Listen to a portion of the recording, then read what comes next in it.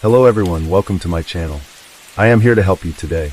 I know you use this video to fall asleep, so before that, like the video and subscribe to the channel. Also, where are you from and what time are you watching? Now get comfortable and relax. Case 1.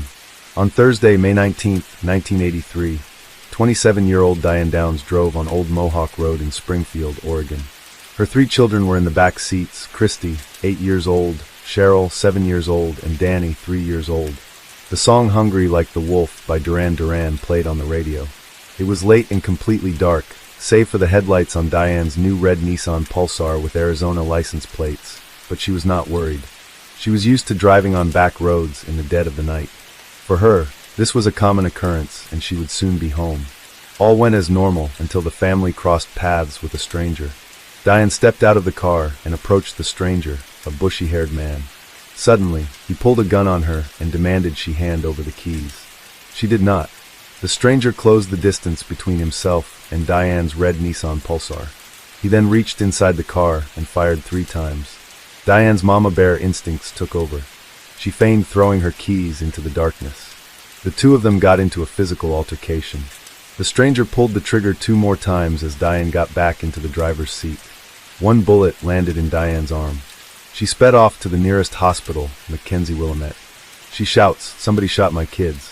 Upon the family's arrival, medical professionals jumped into action. They hauled 2 children from the back seats. They didn't notice the third. Cheryl lied face down on the front passenger seat floor. Diane alerted one of the nurses. Cheryl was completely still, but the nurse soldiered on. Off-duty hospital staff members were called in, including a surgeon, who turned his 20-minute commute to work into less than 10 minutes by flooring at 80 miles per hour. They reached out to a hospital in the neighboring town of Eugene for additional aid. Diane stayed in the waiting room with a beach towel wrapped around her injured arm. The hospital receptionist tended to her. Diane phoned her ex-partner, then her parents, before she learned that her middle child Cheryl died from her injuries, but Christy and Danny were alive. The police listened to Diane's story and jumped straight into the investigation. The small community of Cottage Grove was shaken by the story of the strange gunman who attacked a single mother and her 3 children. There was someone violent wandering around freely, and every man, woman, and child was in danger. Unfortunately for Diane, she was a bad liar, and even worse, the police knew it. Elizabeth Diane Fredrickson was born in 1955. She was the oldest of 5 children born to Wesley and Willadine Fredrickson. In the earlier years, the Fredrickson family moved around often as Wesley jumped from job to job. They settled in Phoenix, Arizona when Wesley found stable employment at the post office. Wesley and Willadine Fredrickson were conservative. They were deeply religious and emotionally distant. Young Elizabeth wanted attention, and if she did not get attention from her parents, she would get it from her peers. Elizabeth had a hard time fitting in with kids her age because of her upbringing. Her parents placed her under very strict rules dictating how she could dress, where she could go, and what she could do. Elizabeth was often bullied for her appearance and clothes. She tried to rely on her smarts and accomplishments to get the attention she craved, but ultimately, she would leave the strategy behind. In her teenage years, Elizabeth started to rebel. She started wearing makeup and dyeing her hair blonde. She also began to go by her middle name, Diane. A change in her appearance led to positive results. Her male peers gave her the attention she so desperately wanted. She decided that this kind of attention was better than any she could get from her parents, and so she put all of her effort into chasing that euphoria. While attending Moon Valley High School, Diane met her fellow classmate, Steve Downs, and the two would begin dating. They were practically attached to the hip throughout high school, and they did not shy away from showing physical affection in public. Diane's parents did not approve of her relationship, much less the new persona that she had adopted. Diane did not care about what her parents thought, however, and she continued her relationship with Steve. After her high school graduation, Diane attended Pacific Coast Baptist Bible College in California. Steve enlisted in the U.S. Navy, and the two would try to maintain a long-distance relationship.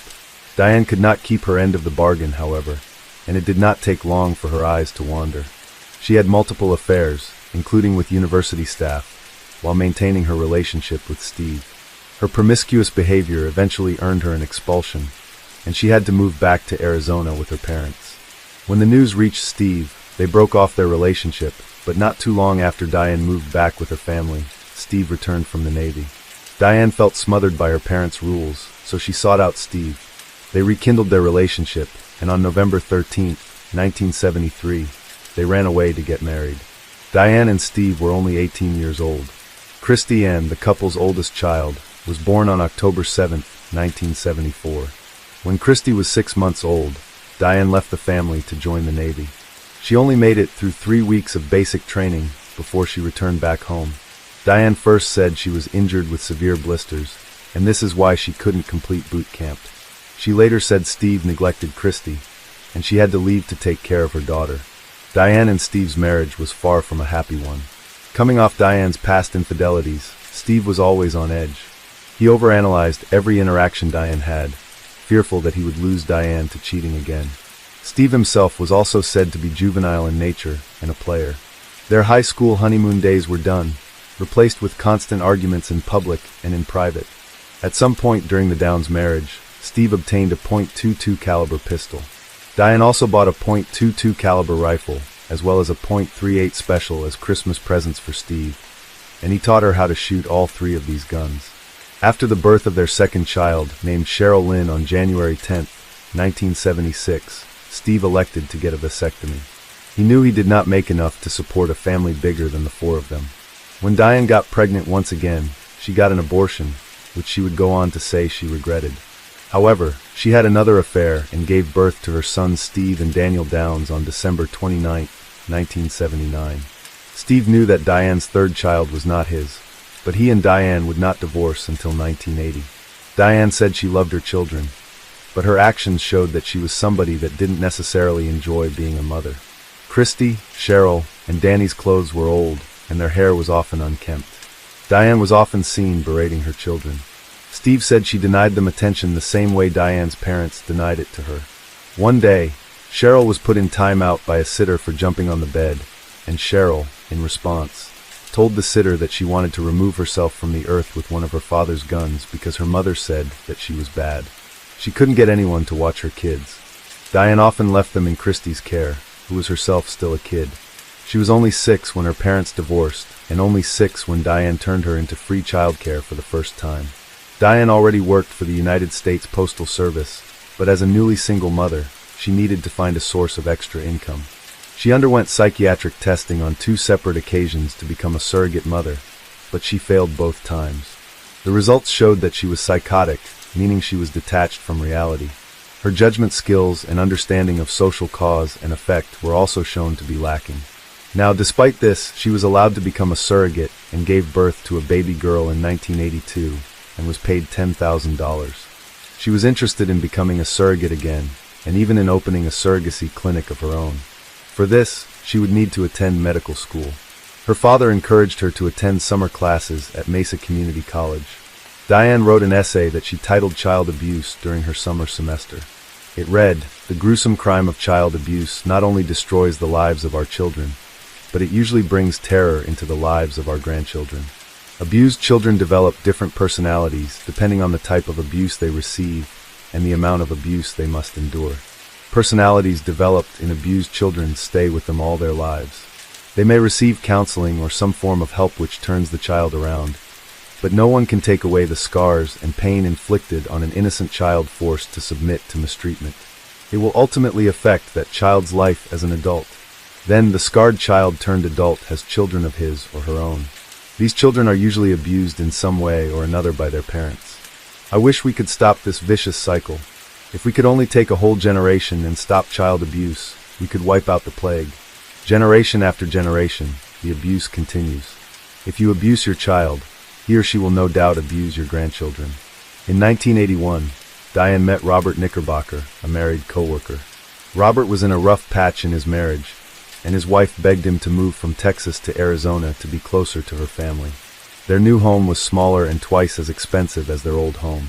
Robert wanted to buy a plot of land, which meant they both had to work full-time. They were tired, stressed, and holding unspoken resentment for each other. Robert would take any distraction he could. Diane was pregnant with a surrogate child when they met. After the baby was born, the hot Arizona summer came in full force. Diane dressed in a provocative, less than professional way that got Robert's attention. Their workplace acquaintanceship soon turned into an affair. Robert was not interested in anything outside of a physical relationship with Diane. She pretended to accept this while secretly obsessing over him and the life they could share together. She marked the day of their first illicit encounter on her calendar with a big red X. Robert tried multiple times to break off their relationship. One way or another, Diane convinced him to stay with her. When she encouraged him to serve his wife with divorce papers, Robert realized he was way out of his depth. He did not want to be a father, much less to someone else's children. He was upfront with Diane about this. He never wanted to see Diane while she was with her kids. Steve contacted Diane, looking to reconcile their marriage. Robert encouraged her to at least try. During this period, Robert said Diane and Steve got into a physical altercation, and that she showed up at work the next day with a black eye, a swollen nose, and black and blue bruises on her face and neck. Robert had a few interactions with Steve. In August of 1982, the two men had a face-to-face meeting. Steve told Robert, "Diane is kind of crazy when it comes to sex. She has some problems, emotional problems about it." Following month, Steve took in Christy, Cheryl, and Danny. While in their father's care, Christy and Cheryl were able to attend Pomeroy Elementary School. Same time, Diane started her fall semester at Mesa Community College. Weight of her classes and her job proved to be too much for her. She dropped out of school after only a few weeks. Soon, Diane called Robert, accusing him of giving her an STI. He finally ended his relationship with Diane and confessed to his wife, who had already suspected as much for some time. They were both infected with the same STI, which they suspected to have gotten from Diane. Diane's surrogate contract stated she couldn't have an STI at the time of insemination, but she still flew to Kentucky for the procedure, where she was subsequently turned away. Diane didn't actually believe Robert when he broke up with her. She thought he would be there to bring her home from the airport. Instead, it was Steve. He brought her first to his house, then to Diane's mobile home. Throughout their time together that night, Steve said Diane clawed her own face, kicked him, and muttered comments about removing herself from the earth. Diane locked herself in the bathroom. Steve banged his fist on the door, and when he heard a bang, he broke the door down. Now Diane was fine. She pointed a gun at him. It was the .22 caliber pistol, which she had snuck into her purse from Steve's home. Steve took the gun away from her and observed a bullet hole in the bathroom tile. Diane and Robert still had to see each other at work. Now, against his better judgment, he slept with her again, and the affair resumed. Diane got Robert's name tattooed on her shoulder with a rose. Robert's wife put the pieces together quickly, but still she remained silent. Diane flew back to Kentucky for another insemination procedure. During this time, her mobile home caught on fire while she was away.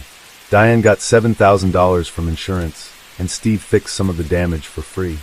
However, Robert claimed Diane told him that she asked Steve to burn the trailer down so she could collect the insurance payment. For a brief period, Robert agreed to start a life with Diane. They agreed to sign a lease on an apartment together. Diane called Robert's wife numerous times, half gloating, half daydreaming about the future they would have. Diane used the money from her first surrogacy payment and the insurance from the fire to open a surrogacy clinic, despite not having any experience, licenses, or qualifications. The clinic failed, unsurprisingly. In February of 1983, Robert drunkenly proposed to Diane. She wrote in her diary, "I could hardly believe my ears today. Robert said he would live in the same house with my kids and me, of course. Then he said he would have to marry my ass, but I think I can talk him into all of me. I'm so happy. Just when I thought he would call off our relationship, he said that he would marry me and live with my kids. But before I get too excited, I'll wait a while. He could take another look at the situation and change his mind. I hope he doesn't. I sure love him." That same month, in the apartment Robert was staying in at the time, Diane asked Robert to choose between her and his wife. Robert chose his wife, and Diane became angry.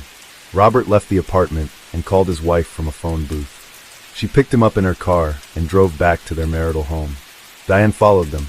She pounded on the door and rang their home phone all night. After this encounter, the Knickerbockers decided to vacation to Texas. Still, they could not get away from Diane. They were visiting their old friends when their phone rang. It was her. Diane memorized this friend's phone number, and Robert realized she must have gone through his wallet at some point. Diane said she got a successful work transfer. She would be moving to Oregon in April, and she would be taking her kids with her. Christy and Cheryl were made to pick which parent they wanted to live with. They picked Diane as they were afraid of hurting their feelings. Danny was not Steve's son, and he was 3 years old, so he did not have a choice. The Knickerbockers returned from their vacation, and again, Robert and Diane saw each other at work. Again, they slept together. Diane had less than a month left before she had to move to Oregon. Robert asked Diane to move in with him until she had to leave. He got a rose tattoo like Diane's, but without any script. He did not want her name forever inked on his body. Diane left Arizona for good, and Robert returned to his wife for good. They met up only one more time when Diane decided she wanted to return Robert's gold chain necklace. She left a rose in his work mailbox. She harassed the Knickerbocker household with letters and packages. Robert put return to sender on every piece of mail he received from Diane. Steve noticed his 3 firearms were missing. He assumed Diane took them and thought nothing of it. She was a single mother in a new state. She needed protection. In May of 1983, one of Diane's new co-workers, Heather Plord, mentioned that she was thinking about buying a horse. Some nights later, Diane saw a horse rental ad in the newspaper. Diane decided she would pack her children in the car after their dinner to visit Heather and show her the ad. She said she also thought it was a good opportunity to get the kids out of the house. Now, on their way home from the Plord residence, Diane said she stopped when she saw a stranger signaling for her help. She got out of the car, and he demanded that she hand over her keys. She refused, then gunshots. When Diane arrived at Mackenzie Willamette Hospital, medical staff took the 3 children while Diane waited in the lobby. Cheryl originally went unnoticed until Diane called out Cheryl's on the floor. She hasn't moved at all. She was still and unbreathing when they brought her into the trauma room. A heart monitor showed a flat line. A nurse tried to remove the blood from her throat. Maybe that would get her to breathe again. She was thick and congealed. Cheryl was not actively bleeding, which was not a good sign. A doctor found 2 bullet holes in her back. He realized Cheryl was dead upon arrival. She was only 7 years old. Christy had a stroke, and she was unconscious and barely clinging to life. A bullet was still in her body, and another had torn straight through her chest. Her right lung would collapse. A massive hemorrhage in her left lung blocked the flow of oxygen. Her heartbeat went from weak to completely non-existent. Surgeons could not get her heart beating with an injection alone. They inserted a catheter tube into an artery and pumped Christy with blood. Her heart did start beating again. Her right lung was no longer collapsed. The left's hemorrhage remained. While Christy was asleep, a surgeon stitched the exit wound in her left lung shut. She could have died at any moment, but she came out of the surgery alive. She woke up aware of her surroundings, but would not be stable enough for further surgeries until later. Danny was awake and frightened. Unable to breathe, tubes were forced into his chest. There was gunpowder on his back, and the bullet hole was likely a contact wound. The bullet hit dangerously close to his spine. Doctors knew there was a chance that Danny would never walk again. Hospital receptionist Judy Patterson was on the phone with a police dispatcher. She saw Diane go into the bathroom. She heard running water. Diane came out of the bathroom and asked to use the phone to call her parents. Judy got more information from Diane about where the shooting took place. Diane tried to go into the trauma room, but Judy stopped her. This is when she saw Diane's arm. Injuries were minor and superficial. On any other night, one of the licensed nurses or doctors would be available, but every capable body was accounted for. So Judy herself tended to Diane's wounds. As such, she got more information from the mother about what happened. Diane said, "We went out toward Marcola to see a friend. We were headed back driving along Old Mohawk Road. My kids were laughing and talking. I was laughing at something Danny said and talking to Christy. There was this man standing there in the middle of the road. He looked like he needed help. I stopped the car and got out. He wanted my keys. He just reached in through the window and shot my kids. It's a terrible thing to be laughing 1 minute and have something like this happen to you." Judy let Diane use the phone. She called Robert Knickerbocker, then her parents Wesley and Willadine Fredrickson.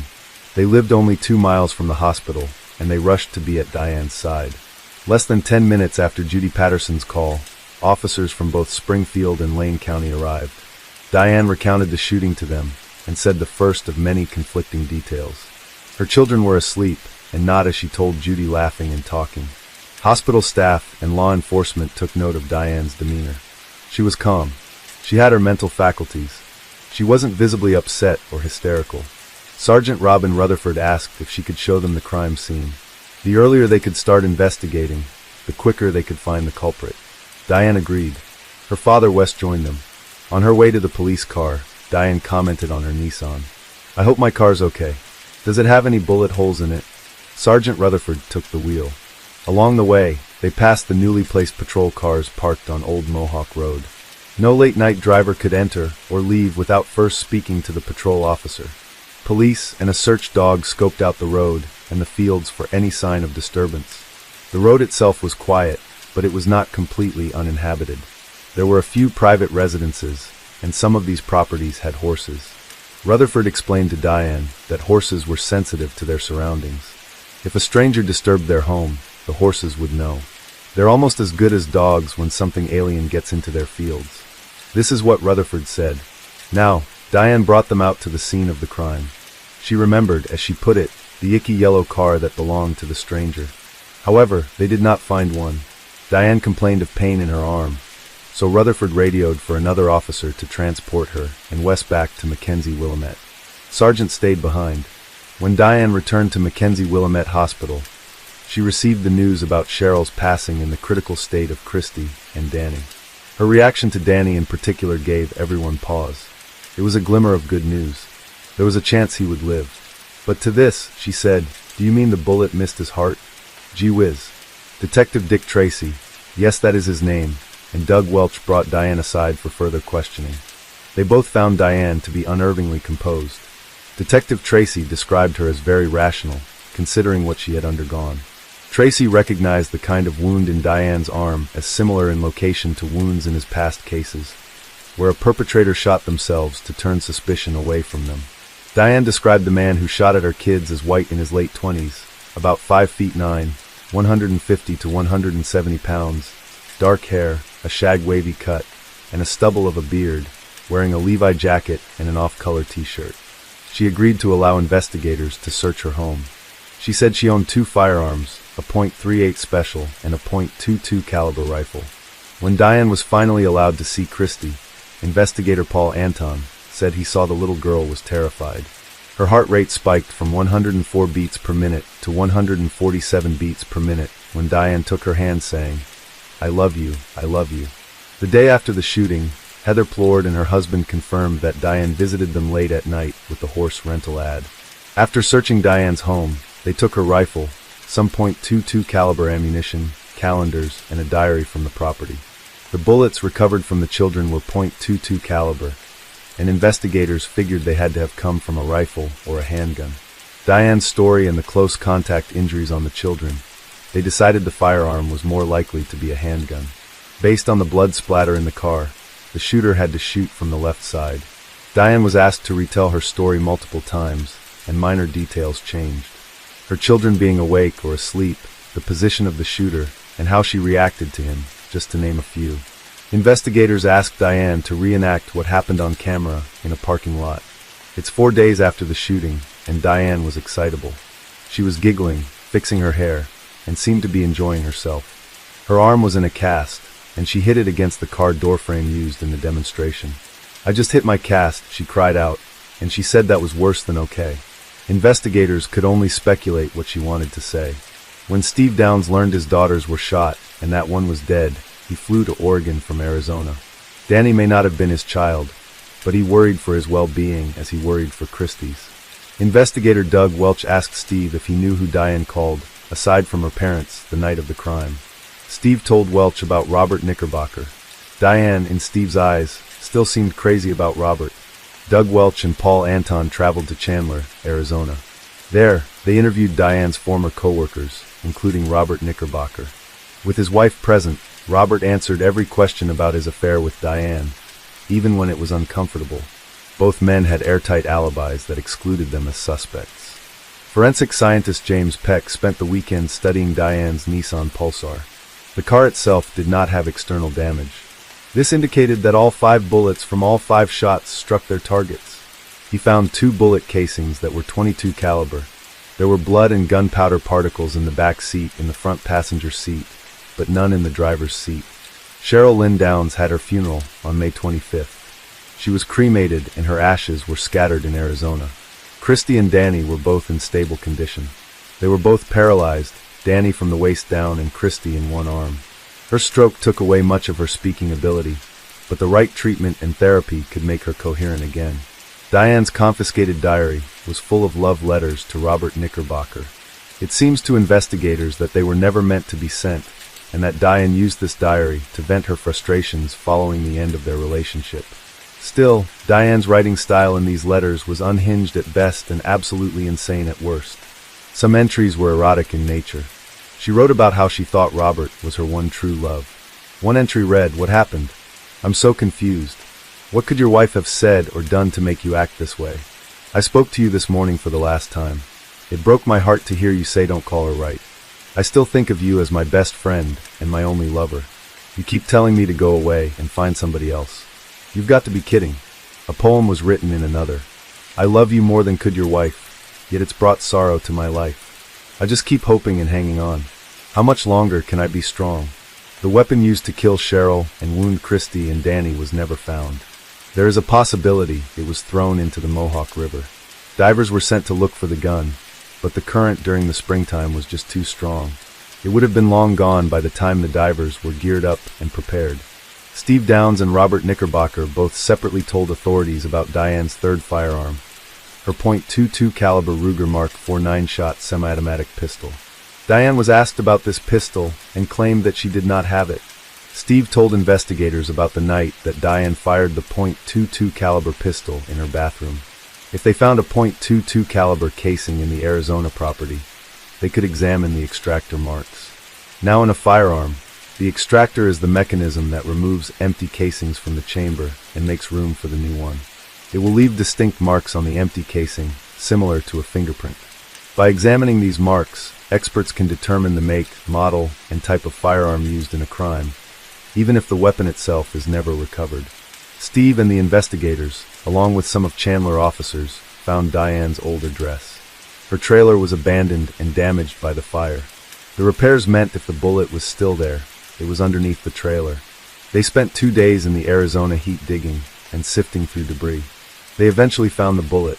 Unfortunately, it had been trapped underground for so long that it was too damaged to be certain it was fired from the same gun that shot the Downs children. It was similar, but similar wasn't good enough. Heather Plord said Diane ended her visit at around 9:45 and arrived at the hospital at 10:48. The shooting was estimated to have occurred at 10:15. Joseph Inman, who was a witness, claimed he was also driving on Old Mohawk Road. He came behind a red car with Arizona license plates driving no faster than 7 miles per hour. He was stuck behind this vehicle for a full 2 minutes before deciding to drive around it. It was 10:20 p.m. at this point. Diane felt the tides turning against her. She offered herself for another police interview, where she claimed to know who the shooter was and that he knew her as well. He probed her for information, and it became a repetitive choir of "I don't know. I don't know." He asked her point blank if she did it. She got angry and left. Most damaging piece to Diane's innocence was Christy, her own daughter. Child psychologist Paula Krogdahl visited Christy every day. Paula was patient, gentle, and understanding. She took Christy's recovery one day at a time, in the little girl's comfort and well-being above all else. Christy told Paula that Diane hit her and her siblings on more than one occasion. Christy also remembered the traumatic night, but would not identify the shooter. Paula still did not press it with her. Instead, during their sessions, she asked Christy to write down who shot her on a piece of paper, and then burn it. It took some time, but one day, Christy let Paula read the name on the paper. It read, "My mom." Christy said on their way back from the Plord residence. Diane stopped the car on a dark road, opened the trunk, pulled out a handgun, and shot the children, and then herself. Diane was arrested on February 28, 1984, at the post office. She was charged with criminal assault, 1 count of first-degree murder, and 2 counts of attempted murder. She was also pregnant. Now, originally, Diane reached out to a lawyer and author named Melvin Belli, who was a celebrity with a legal profession, to defend her. He wanted to, but he was too busy. The courts would not push her trial back for his sake. Attorney Jim Jagger would be the one in the courtroom. Now, Attorney Jagger had the lawyer charisma seen on film and television. Before the first day of trial officially started, he was speaking familiar to the jury members. Prosecutor Fred Hugie thought that the Downs case would be easy. He could not have been more wrong. Diane initially drew a lot of sympathy. He was a professional first and foremost, often described as cold and rigid. If the angry letters sent to his office were anything to go by, The odds were stacked against the prosecutor in terms of public perception. But he did what he would do best, his job. While Prosecutor Hughie gave his opening statement, Diane wrote "lie" in big letters on a notepad and held it on display. Attorney Jagger snatched it from her hands. Prosecutor Hughie said Diane planned to murder her children so that she could be with Robert Knickerbocker. Her children blocked the way to her happily ever after with a married man who only wanted her as a distraction. One of the prosecution's witnesses was a psychiatrist who described Diane as an antisocial, histrionic narcissist, and possibly a psychopath. Diane's demeanor during her trial was the same as her demeanor in the hospital, calm, unbothered, and inappropriate given the circumstances. She was often seen laughing with Attorney Jagger. Part of Diane's defense was an aspect of her past she kept secret. Her father essayed her when she was 12. He drove her out to isolated places and came into her room at night to put his hands on her, till one day it stopped altogether. She would talk about this at length on the stand. Wes Fredrickson denied this ever happened. Willardine Fredrickson testified Diane was emotional that night at the hospital. Various doctors and nurses said otherwise on the stand. At one point, the prosecution played Duran Duran's "Hungry Like the Wolf" in the courtroom. Same song said to have been playing during the shooting. Diane hummed along, seemingly unaware in the moment that she was being watched by a live audience, a jury, and cameras. Prosecutor Hughie made the difficult choice to bring Christie to the witness stand. She cried, trembled, and she briefly lost her composure whenever Diane made eye contact with her, but she showed great strength for someone her age. Her time with Paula Krogdahl gave Christie the courage to tell the court what her mother did to her and her siblings. Her mother shot them at close range, and then herself in the arm. Attorney Jagger tried to coax his idea of the truth from Christie. She was coached to say these terrible things, but Christie held firm. During the court proceedings, Diane was visibly pregnant. She would give birth to a baby girl in between her trial and her sentencing hearing. She said in a television interview, "You can't replace children. You can replace the effect that they give you. And they give me love. They give me satisfaction. They give me stability. They give me a reason to live and a reason to be happy." June 17, 1984, Diane was found guilty and was sentenced to life plus 50 years. She had to wait 25 years before she could even be considered for parole. Steve Downs was deemed unfit to be Christie and Danny's legal guardian. Prosecutor Hughie and his wife, Joanne, officially adopted Christie and Danny in 1986. By all accounts, Fred and Joanne had a relationship built on respect, admiration, and love. They understood firsthand the trials Christie and Danny overcame, and could provide the loving environment to heal and grow that Diane withheld from them. Among the public viewers in the courtroom gallery was Enrule, a true crime author. Enrule previously published The Stranger Beside Me in 1980, where she chronicled the life of serial killer Ted Bundy and the time in her life when they were close acquaintances. Enrule followed the case against Diane Downs very closely, taking notes during the trial, interviewing relevant figures, and researching every scrap of information she could. She was very respected in her field thanks to her dedication to her craft. Her book on Diane Downs, Small Sacrifices, was published in 1987. She gave pseudonyms for Diane's affair partners, including Robert Knickerbocker, whom she referred to as Lou Lewiston. This is why Knickerbocker is often referred to as Lou in many sources post-1987.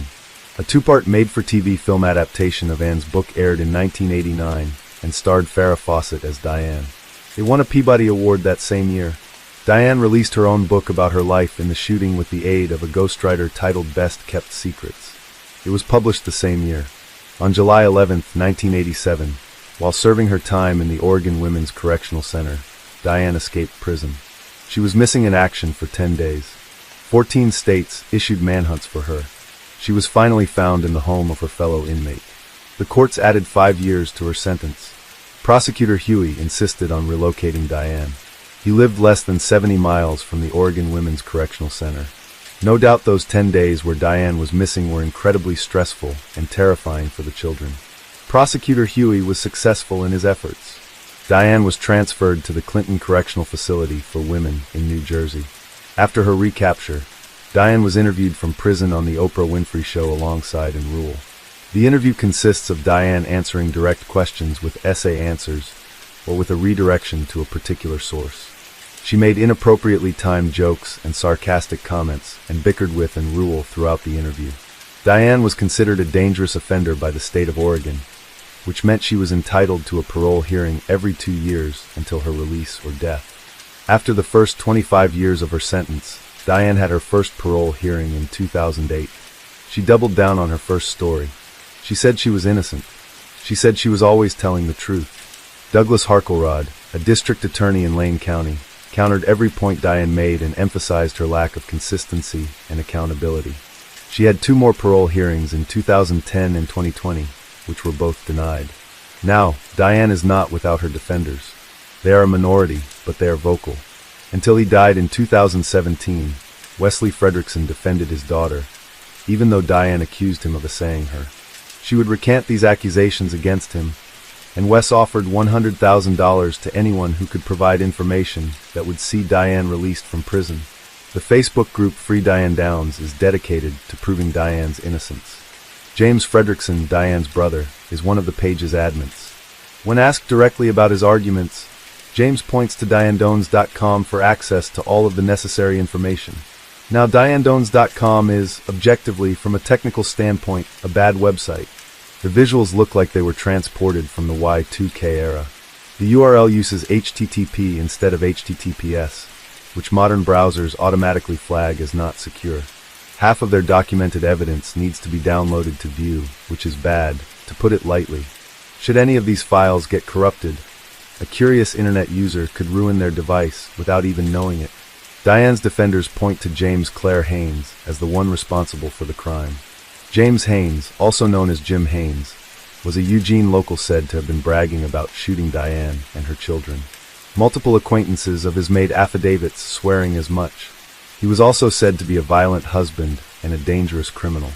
One witness's affidavit said he and Haynes saw a blonde woman in an Oregon drug house who got into a verbal altercation with a dealer. He later claimed to recognize this woman when he saw her face in the news. It was Diane Downs. There is an obituary for a man of the same name within the area who lived from 1948 to 2013. There is also arrest records associated with the name James Clare Haynes in Oregon ranging from aggravated theft to possession of controlled substances, but it is otherwise nearly impossible to find any information about James Haynes separate from the Facebook page or the website. Now, maybe there is a grand scheme to keep Diane in prison for the crimes of James Haynes, or perhaps there's a simpler explanation to this alleged confession. And you see this in the murders of Elizabeth Short in 1947, or JonBenet Ramsey in 1996, or serial killer Henry Lee Lucas, who confessed to many more crimes than he actually committed. And that some people will confess to crimes that they did not commit, whether it's for the recognition or because they're just delusional. In addition, the contents within affidavits can also be considered hearsay within a court of law. Now, to be very clear, there is no known physical evidence that links James Haynes with these shootings. Christy and Danny occasionally spoke about their mother on public platforms, but have lived more private, quiet lives. Christy has a daughter whom she named after her late sister. The baby Diane had before her sentencing would be adopted by Jackie and Chris Babcock, a couple in Oregon who named her Rebecca. Her loved ones also called her Becky. Now, as an adult, Becky was interviewed by Oprah Winfrey, where she discussed how she learned about her birth mother and the effect it had on her. It wasn't a secret to Becky that she was adopted. She was happy with her home life, but still was curious about her biological parents. Her mother, Jackie, fed her small bits of vague information whenever Becky asked, but never anything distinctive. Jackie mentioned there was a book about Becky's birth mother, and Becky tricked a babysitter into uttering the title, Small Sacrifices. At 11 years old, Becky opened in Rule's book and learned about the horrifying crime her mother was convicted of. She didn't get very far in. She tried to put it out of her mind, but she learned more information throughout the years. When she was 16, she watched the Small Sacrifices film adaptation starring Farrah Fawcett. Becky was disturbed. Not only was her biological mother a monster, but one she identified with. Becky recognized in Diane a familiar need for attention and external validation. It was a need she had herself. Becky was already a rebellious teenager, but all of this tipped her over the edge. She fell into substance use and irresponsible behavior. She dropped out of high school and lashed out at her family. She gave birth twice and had to put her second child up for adoption. At just 21 years old, feeling isolated and alone, she reached out to Diane for the first time. Diane was initially excited to hear from Becky. They wrote each other letters, and overall they had good interactions, but Diane could not hide her true nature. She was obsessive, manic, and unhinged. Diane wrote that there was a conspiracy against her, that Becky was being observed, and that the real shooter had not been brought to justice. Diane eventually accused Becky of being part of this conspiracy, and this is when Becky stopped all contact with her. Becky Babcock told the public her story in 2010 and said she ultimately regretted ever reaching out to Diane Downs. In more recent years, she has gotten married, fought an ongoing battle with lupus, and runs a non-profit dog breeding business for golden doodles and cockapoos. Overall, she is living a happy life. As of 2024, Diane Downs is serving her sentence in the Central California Women's Facility in Chowchilla, California. She is 69 years old as of the date of this recording. She will likely, thankfully, never be released. Case 2. In late October 1994, late at night, a frantic woman rushed into a family's home in a small South Carolina town, desperately begging for help. She had been carjacked, and her 2 young sons were taken. As soon as the media caught wind of the story, the entire nation joined in the search for the missing boys. Teams of police officers and volunteers searched every corner of the town, and even the FBI got involved. But it was all in vain. The boys seemed to have vanished into thin air, leaving no trace behind. The mystery of that night became one of the most notorious criminal cases of the decade. When the truth was finally revealed, it sent shockwaves around the world, an ending that no one saw coming. On the evening of October 25, 1994, Union County Police in South Carolina received a call from a local resident whose peaceful evening had been shattered by a distraught woman, hysterically banging on the door, begging for help to find her children. That evening, Susan Smith had been on her way to visit a friend with her sons, Michael and Alex, safely buckled in their car seats in the back. Shaken and terrified, she recounted how a man had jumped into her car at a red light, threatened her with a gun, and demanded she keeps driving. A little later, the attacker pushed Susan out of the car, telling her to get out of there. When she pleaded to take her children with her, he coldly replied, "I don't have time for that." Panicked, Susan ran to the nearest house to call for help.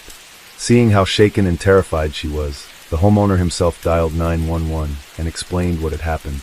David Smith, Susan's ex-husband and the boys' father, found out about the incident while at work. He received a call that gave him little information, only that Michael and Alex were missing. Without hesitation, David rushed to Susan's side and found her in utter despair, sobbing uncontrollably. He could barely make out what she was saying. It was only when he spoke to the police at the scene that he was able to get more details. The family was immediately swarmed by representatives from various media outlets, all eager for details and requesting interviews. The young parents cooperated, knowing that widespread coverage could be crucial. According to Susan, the carjacker had ordered her to drive around John D. Long Lake, and once they reached the destination, he forced her out of the car. And he drove off, completely ignoring the boys' cries, a detail that truly baffled the police. A nationwide search for the vehicle was immediately launched, with Sheriff Howard Wells escalating the case beyond Union County in South Carolina, involving the FBI as well. Meanwhile, Susan and David Smith were doing everything they could to find their sons. As Susan explained, the man who hijacked the car showed no interest in her, didn't attempt to take her purse, but still drove off with 2 crying boys in the back seat. Something about this just didn't quite make sense. The very next day after the incident, the state police sent a team of investigators and a forensic artist to Union to create a composite sketch of the man who committed the crime. Based on Ms. Smith's description, the suspect is a black male in his 20s or 30s, wearing a plaid shirt, blue jeans, and a blue toboggan-style hat. It was last seen in the Smith car, a 1990 maroon Mazda Protege. Law enforcement officers and volunteers combed the woods near the reported abduction site. The first priority was to search the nearby woods and the area around where the carjacker had pushed Susan out of the car. They hoped the man might have realized that stealing the vehicle had turned into a much more serious crime and could have left the children somewhere soon after abandoning their mother. Police helicopters hovered over the area for hours, searching for Michael and Alex, while the Department of Natural Resources sent in a team of divers. They put in every possible effort, as locals referred to John D. Long Lake as the Black Bottom. Anything submerged just 6 inches below the surface became completely undetectable. From time to time, the police also received calls claiming that the boys had been spotted in various locations, and every lead was thoroughly investigated. As expected, detectives turned to their existing databases, knowing that in any area, there could be someone with a prior record or arrest for similar crimes. This approach often helps catch criminals within hours. The longer the search for the boys continued, the more anxiety grew. The hope that the perpetrator had simply dropped the children off somewhere was fading with each passing day. Although David and Susan Smith were nearing the final stages of their divorce when their sons disappeared, they reunited during the search. They chose to stay at David's parents' house, believing it was best to be together and readily available to the authorities at all times. Both parents loved their children deeply, but that wasn't enough to save their marriage. After the separation, David often said that while he and Susan made a terrible couple, they were exceptional parents. Day after day, new tips came in, keeping alive the hope that Michael and Alex would be found safe and that they would be able to hold them once more. Every lead was meticulously followed, with Sheriff Howard Wells frequently sending all officers out of state to chase down fresh clues. But it was all for nothing. The children and the elusive carjacker seemed to have vanished into thin air. Nevertheless, Sheriff Wells held twice daily press briefings to keep the media and public informed. As the entire nation anxiously awaited any updates about Michael and Alex Smith, the tireless search had stretched far beyond the initial search area. After 3 days, there was still no trace of the suspect or the vehicle. People who initially believed the boys or the car would soon be found abandoned began to wonder what had truly happened to the children. Sheriff Wells' ongoing optimism and his actions left many puzzled. If the perpetrator had no intention for the boys, why hadn't they been found yet? We do not have the children, we do not have the suspect, we have telephone tips, reports matching descriptions, we have information coming in from friends, from relatives, from psychics, from General Crackpot, but we've got to go through all of it. A command center at the Sheriff's Department in Union, South Carolina, is taking calls on the case around the clock from all around the country. In town, posters of the children adorn the storefronts. Yellow ribbons call for their return. We've had another day of aerial search, water search, a horseback patrol to try to develop leads in this case. Searchers don't know what happened. All they know is somewhere there has to be evidence of the missing boys and the car. Do you think it's possible that the children are still alive, and with this man being driven around? Not only is it possible, that's my hope right now. If he's still driving around, that gives us more opportunity to find the vehicle and the children. In high-profile cases like this, support often comes from those who have faced similar tragedies themselves. I called the Polly Class Foundation, see if there was anything I could do. I just want the kids back. Polly Class was abducted at knife point from her bedroom the night of October 1st, as she and 2 girlfriends overnight at her house. Mark Class, who had founded an organization to help grieving parents, had spent years aiding families in their most painful times. He answered the Smith family's call for help and flew to Union County. But surprisingly, Susan and David refused to meet with him, and Susan's cousin stepped in as the family's spokesperson to the press. I have a statement here written by Susan and David, and I want to read this to you. It is so hard to explain how much we love those 2 little boys and how much we miss them. The hardest part is not knowing where they are. Why are you speaking instead of the parents? David and Susan have been through a tragedy that is unimaginable to most of us, and it has just been extremely difficult for them to be able to gather the emotional strength they need to face this. Class was stunned. From his own heartbreaking experience, he knew that parents were usually the best advocates for their missing children. Yet, for some reason, the Smiths chose to retreat from the public. Why? Class's confusion was completely understandable. In such desperate situations, parents typically do whatever is necessary, no matter how exhausted they are. The Smiths' decision to cut themselves off from a nation that was praying for their children immediately raised suspicions. Susan claimed that a black man had forced his way into her car while she was stopped at a red light. He supposedly made her drive along Highway 49 toward the lake, then pushed her out of the car, leaving the boys in the back seat. Most carjackers who would take a car not realizing there are children in the back seat will immediately abandon that car. As the search continued day after day, public sentiment towards Susan Smith shifted to one of growing skepticism. Class, however, was determined not to give up. He had come to Union to advocate for Michael and Alex, so he began interviewing various people in the community. Eventually, he spoke to the neighbor across the street from the Smiths. While Susan had informed the police that she left home around 8:30 that evening, this neighbor had a different account. Oh no, she left much earlier, probably around 6 or 6.30, she said, recalling that she had seen the young mother leaving with her 2 children. Additionally, Susan had changed her story several times regarding what she was doing that night. At first, she had mentioned she was going to visit a friend. He lives in Monarch, and it wasn't far from where the red light was. I only had maybe a mile to go. It was even that long, and I didn't make it. They located the friend and questioned him, and he confirmed that he wasn't expecting any visitors that evening.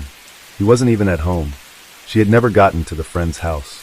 We questioned the friend and found out he wasn't at home.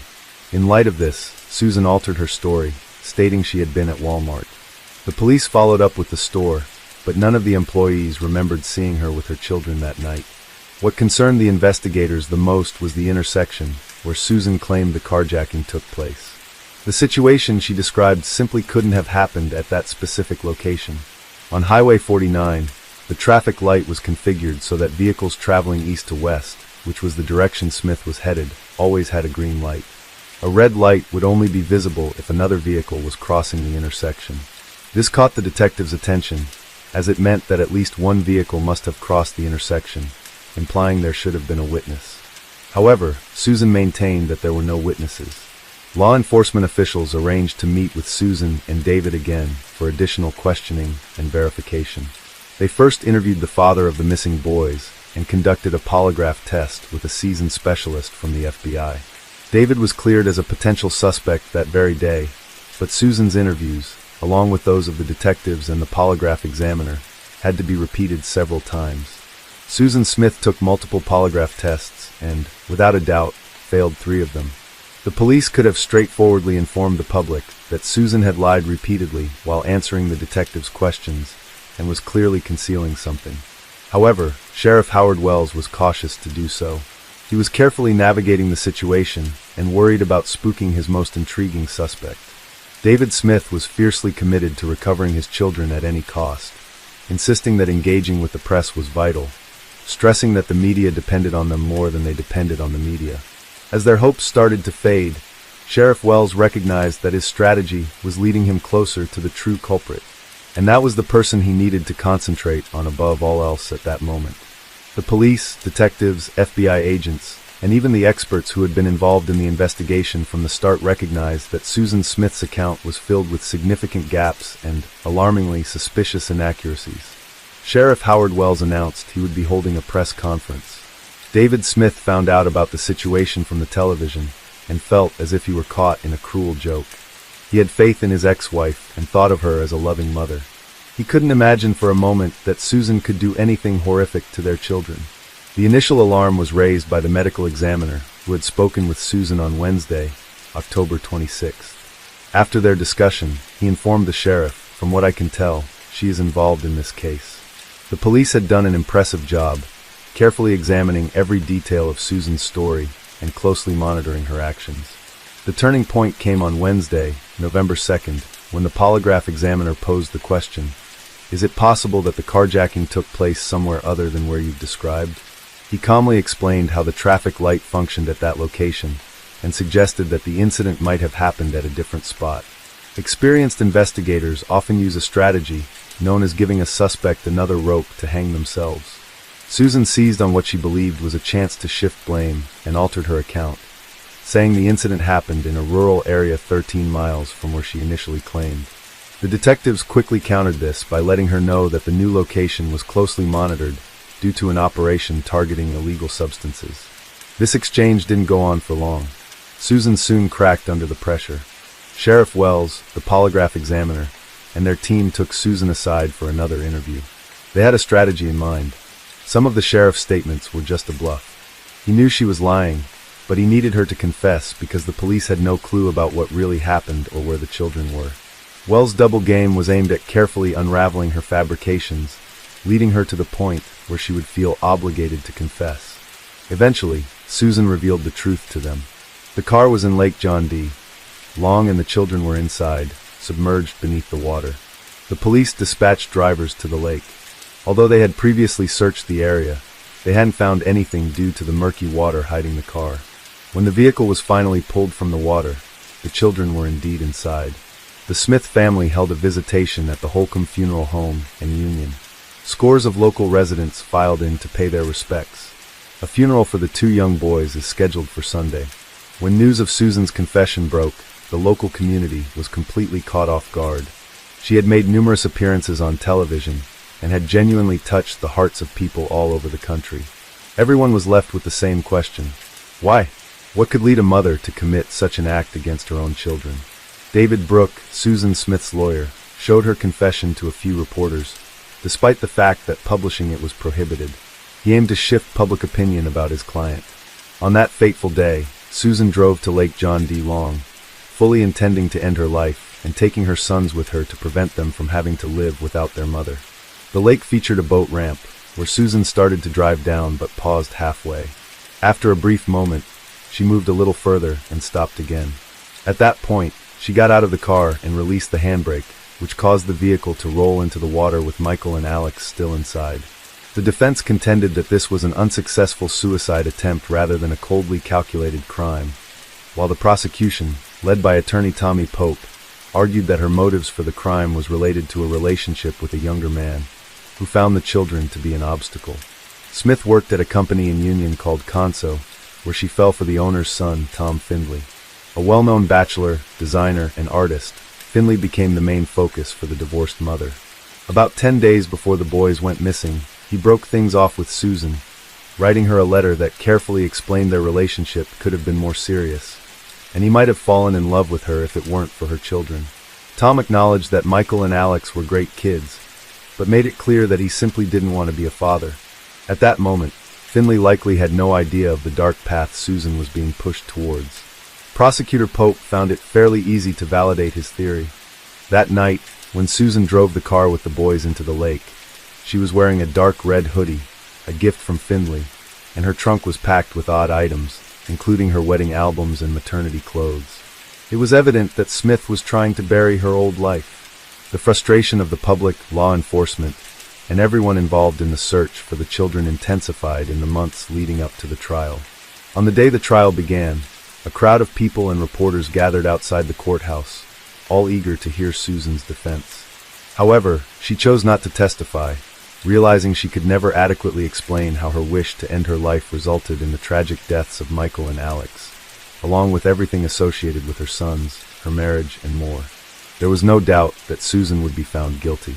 The key question in the trial was whether she would live after what she had done. It's just hard to hear. Next week, the same jury will meet to hear testimony and consider her sentence. She could get life in prison with a chance of parole after 30 years, or death in the electric chair. Public sentiment was split on what kind of punishment Susan Smith should receive. Take her in there and just throw her in there, and like death ain't too good for her. I don't think it's right that she done something like that, and she shouldn't go free for doing it, but I don't think they should take her life for doing it, because it's not going to bring her kids back. Tommy Pope invited David Smith to share his thoughts during the final hearing, and he agreed. Susan Smith's ex-husband David Smith arrived here at court earlier today, and he is openly supporting the prosecution's effort to seek the death penalty. As the heartbroken father spoke, tears filled the courtroom. This man's life had fallen apart. It was the most difficult thing I've had to do, I guess, since I buried Michael and Alex. Even Susan was affected by his words. As she left the courtroom after the verdict was announced, she whispered to him, "I'm sorry." Tommy Pope also initiated an experiment with a car. They found a similar vehicle and set up cameras in the back seats to capture the events from Michael and Alex's perspective as the car sank into the water. The footage revealed how the water rose, eventually reaching the boys' seats. It took 6 minutes for the water to reach the cameras. Susan Smith had those 6 minutes to save her sons, but instead, she spent that time fabricating a story about a black assailant at a traffic light. Susan Smith was sentenced to life in prison, with the jury choosing not to impose the death penalty and allowing for the possibility of parole after 30 years. David Smith divorced her before the trial and, with the help of his family and friends, managed to rebuild his life. He later remarried and had 2 children, a son and a daughter. They know who Michael and Alex were and the tragic events that unfolded. As for Susan, the end of her 30-year sentence, which would allow her to apply for parole, is approaching quickly. Preliminary reports indicate that her first parole hearing may be scheduled for November 2024. Will she be granted her freedom? There are concerns, particularly since it had been reported that she contracted a sexually transmitted infection while in prison due to extended relationships with 2 guards and several female inmates. Throughout her time behind bars, she has led a rather tumultuous life, which will likely be a factor during her parole evaluation. Case 3. Samantha Josephson was a smart and ambitious young woman. Her outstanding exam results earned her a full scholarship to the University of South Carolina's law school. Her parents were incredibly proud of her achievements and admired her determination. Samantha was bold and funny, genuine and kind, a combination that made her stand out. Most of her time to studying and preparing for exams, Samantha rarely had a chance to catch up with friends. But on Thursday, March 28, 2019, the 21-year-old decided to take a well-deserved break. She and her classmates planned a night out to celebrate their final year at college, choosing the Bird Dog Bar, a popular hangout spot among students. Meanwhile, 120 miles away from Columbia, in the city of Charleston, Samantha's boyfriend, Greg Corbishley, was at home. The two had been dating for 2 years and shared a deep, genuine love for each other. They kept in touch constantly, texting throughout the day to share updates and dream about their future together. Around 2 a.m., Samantha decided it was time to head home. She planned to call an Uber to take her back to the hub. Although bars in South Carolina don't close until 3 a.m., she had work in the morning and wanted to leave early. So, she left the bar ahead of her friends on her own. Since the couple was in a long-distance relationship, Greg often used a safety app on his phone to keep track of Samantha's location.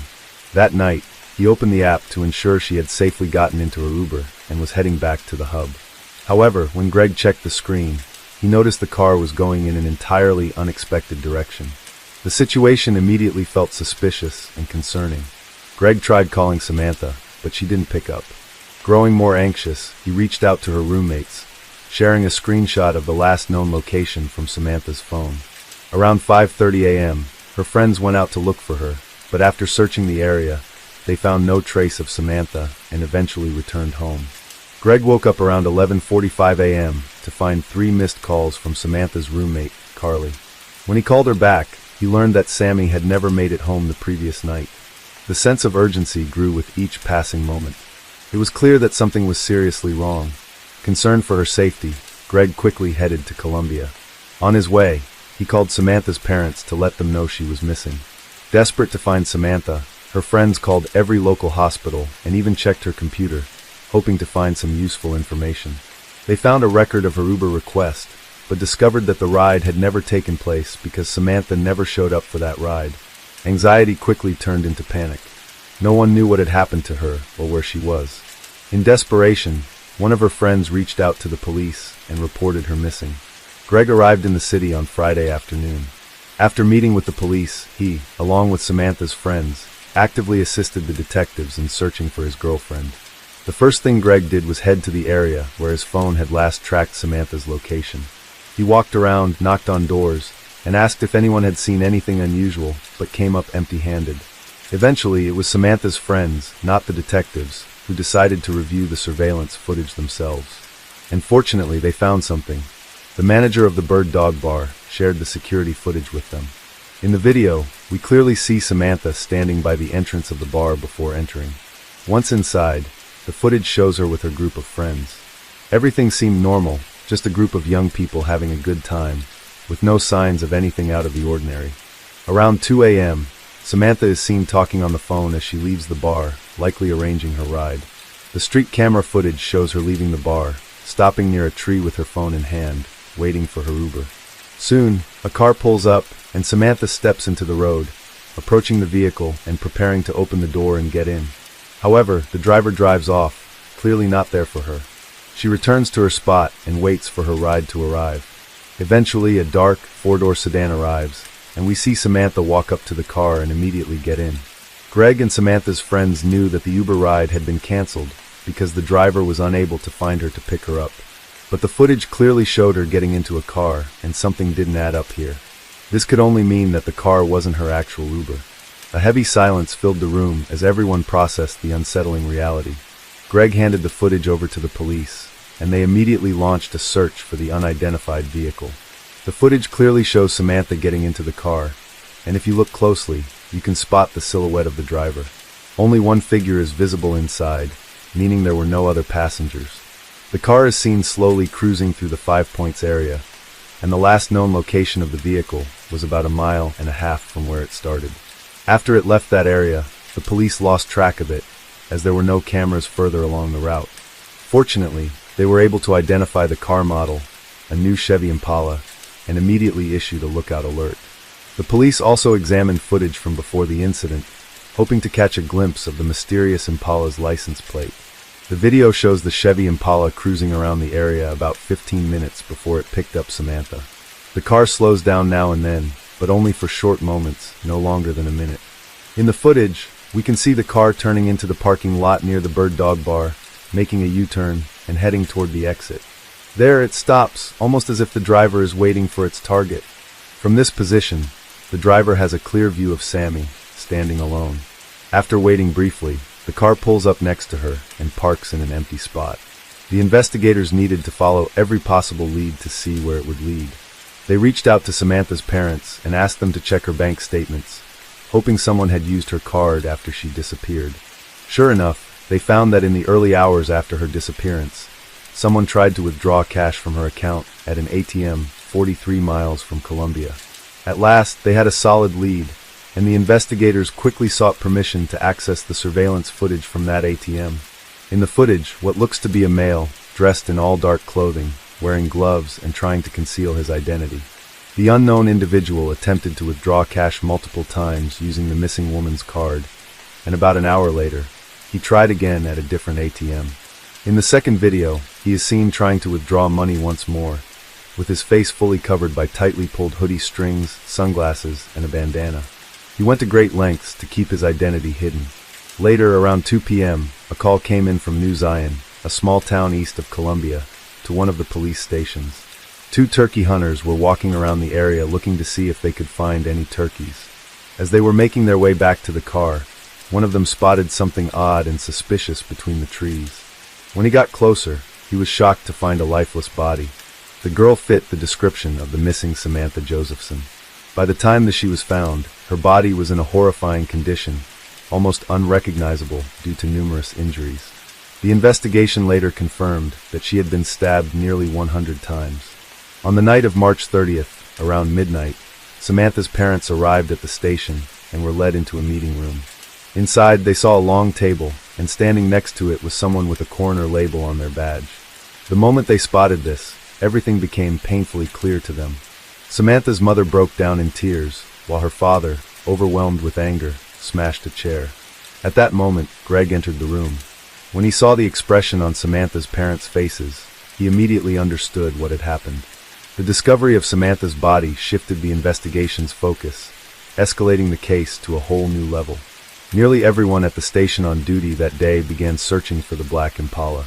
Officers spent hours combing the Rosewood community, where Samantha's phone had last been tracked, but it was all in vain. Frustrated, the detectives decided to head back to the 5 Points area, where everything had started.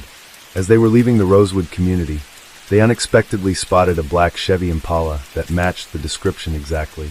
The officer informed dispatch that he was about to pull the car over. The driver's behavior clearly showed he was nervous, as it was obvious that a simple document check wouldn't resolve the situation.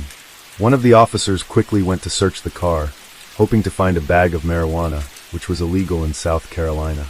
By the driver's seat, the officer discovered a set of keys, a pink phone, and a USB flash drive, the kind commonly used by students. The keys had a label that read "Room." It was obvious that these items belonged to a woman.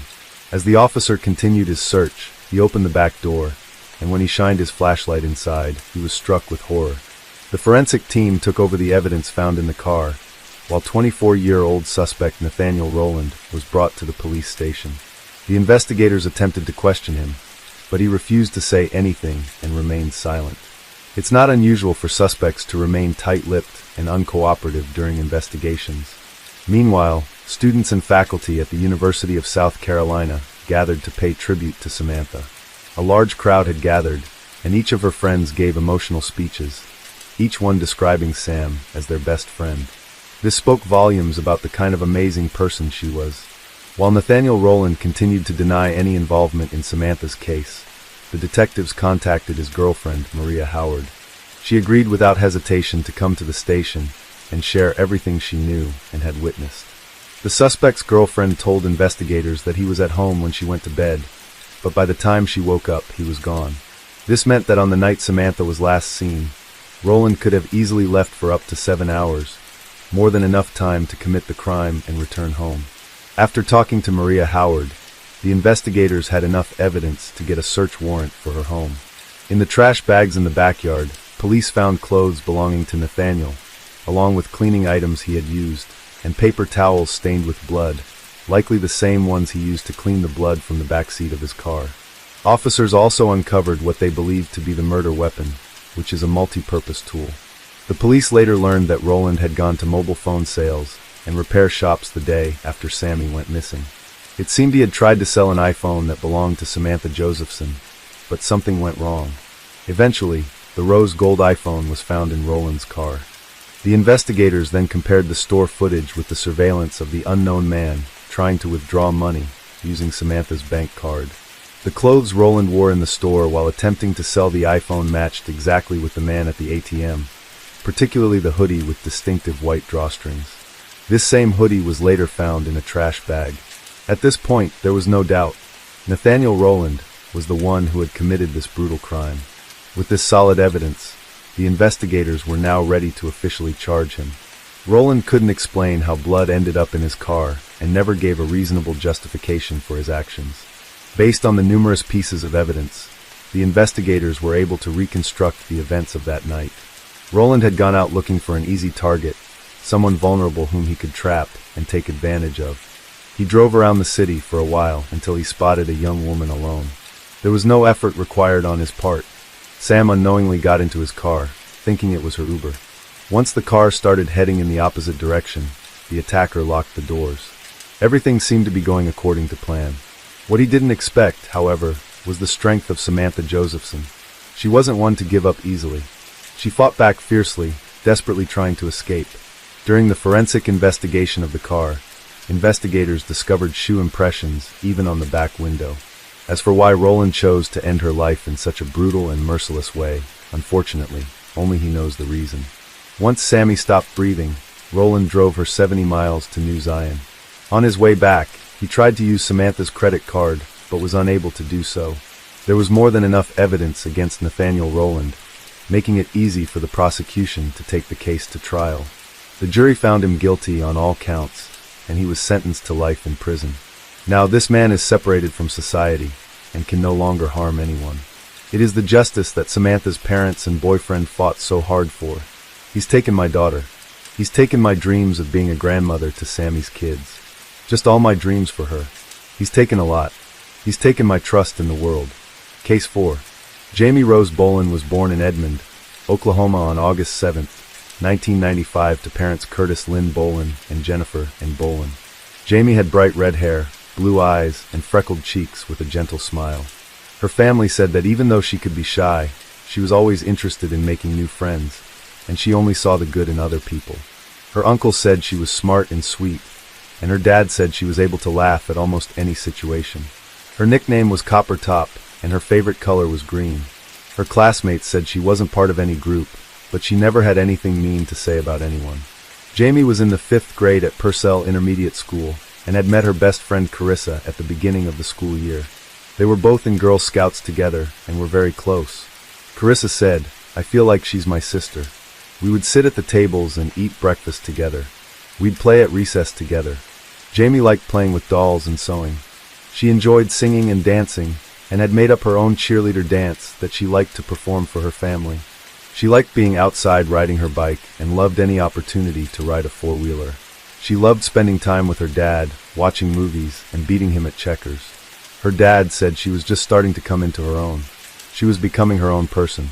Jamie's parents raised her in the small town of Dibble, Oklahoma. She was around 2 years old. Her parents separated and eventually divorced. Her mother went back to her maiden name, Jennifer Fox, and moved to Guthrie. After the divorce, Jennifer had a couple of serious relationships and 2 more daughters. Those relationships also ended. She decided to pursue her dream job as a truck driver. She left Jamie with Curtis and her younger girls with their fathers in order to make the long trips. To fill up her days alone on the road, she began using crystal, and she struggled with substance use for several years. But she finally got clean in 2005, and she was determined to stay clean for her children. Meanwhile, Jamie and her dad stayed in Dibble for several years. In 2005, they moved to Purcell, which is another small Oklahoma town. They moved into an upstairs unit at the Purcell Park apartment complex on North 8th Avenue. The apartment complex, Jamie met her new neighbor, Kevin Ray Underwood, who also had bright red hair. He rented the downstairs apartment just across the breezeway, and had been living there for about a year and a half when Jamie and her dad moved in. Kevin was quite shy. He spent a lot of his time at home playing with his pet rat named Freya and posting online to sites like MySpace and Blogger. He had an online blog called Strange Things Are Afoot at the Circle K.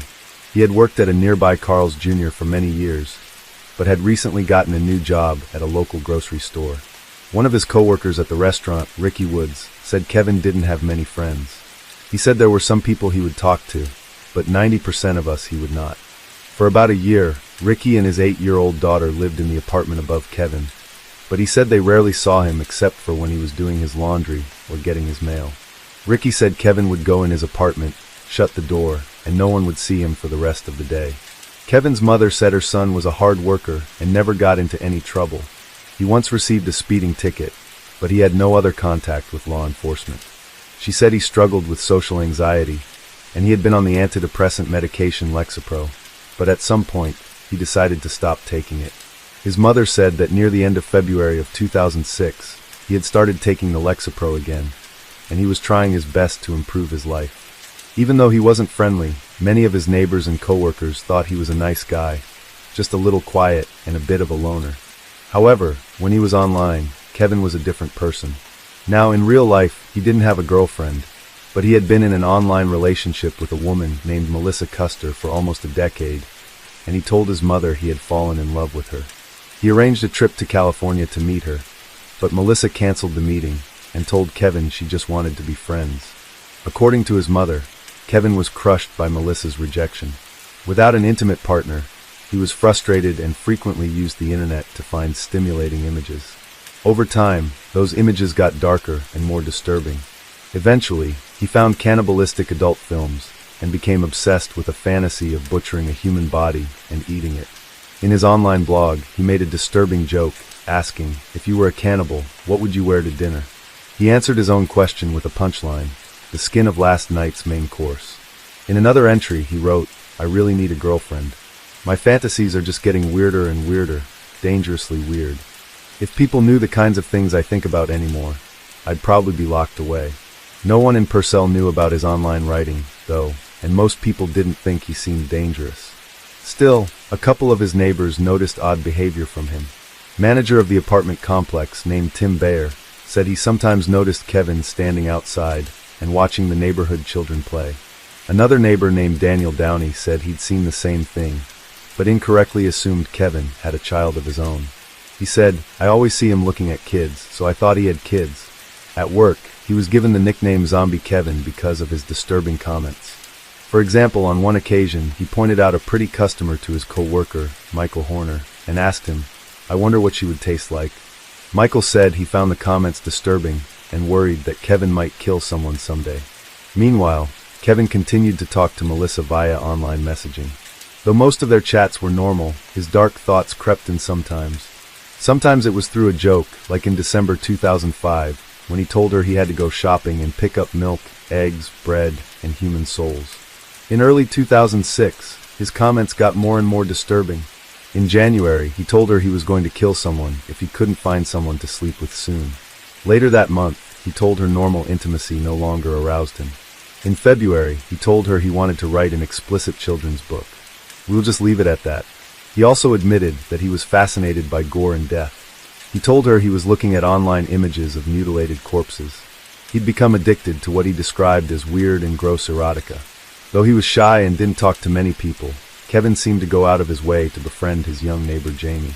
She was shy too, but young and trusting. Sometimes he would come out of his apartment with his rat sitting on his shoulder. Over time, Jamie got comfortable enough to pet the rat and talk with Kevin in the breezeway. They talked often, and she had been in his apartment several times, even though her father had told her she wasn't allowed inside of anyone else's apartment. One day near the end of March, Kevin was sitting inside his apartment watching cartoons with his front door partially open. Jamie noticed the open door and walked in, asking if she could pet his rat.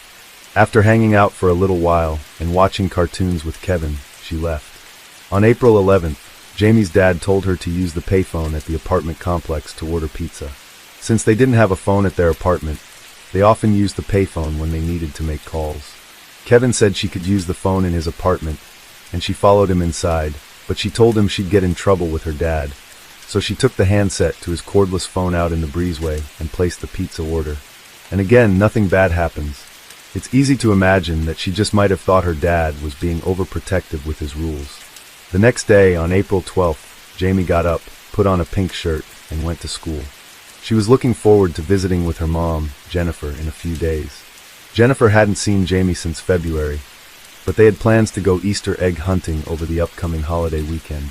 Best friend Carissa said they talked during 6th period, and that Jamie seemed kind of happy. Dad's workday ended after the school day, so she usually spent a few hours alone in the afternoon. She stopped at the local library after school and played with a friend there for a little while. When she got home, she realized she'd left her keys at school. To make the trip quickly, she rode her bike to school, grabbed her keys, then biked back home. It was a hot day, and all the effort had made her sweaty, so she changed into a blue short-sleeved shirt and came back down to the breezeway. After that, she and her bicycle disappeared. Her father, Curtis, arrived home from work and couldn't find her. He got worried. He asked several neighbors if they had seen her. He also asked Tim, the apartment manager, if he had saw her. He had not. Tim volunteered to help look for her, and the two knocked on doors asking if anyone had seen Jamie. At about 6 p.m., they knocked on Kevin's door. Tim said it took a long time for Kevin to answer. When he opened the door, he was still buttoning up his shirt like he had just put it on. Kevin said he had seen Jamie riding her bike outside earlier, but didn't know where she went. He stayed outside for a while, telling Curtis that he'd keep watch in case she came home while he was out searching. Around 8 p.m., he told Curtis and Tim that he was tired and had to work early in the morning, implying that he was headed for bed.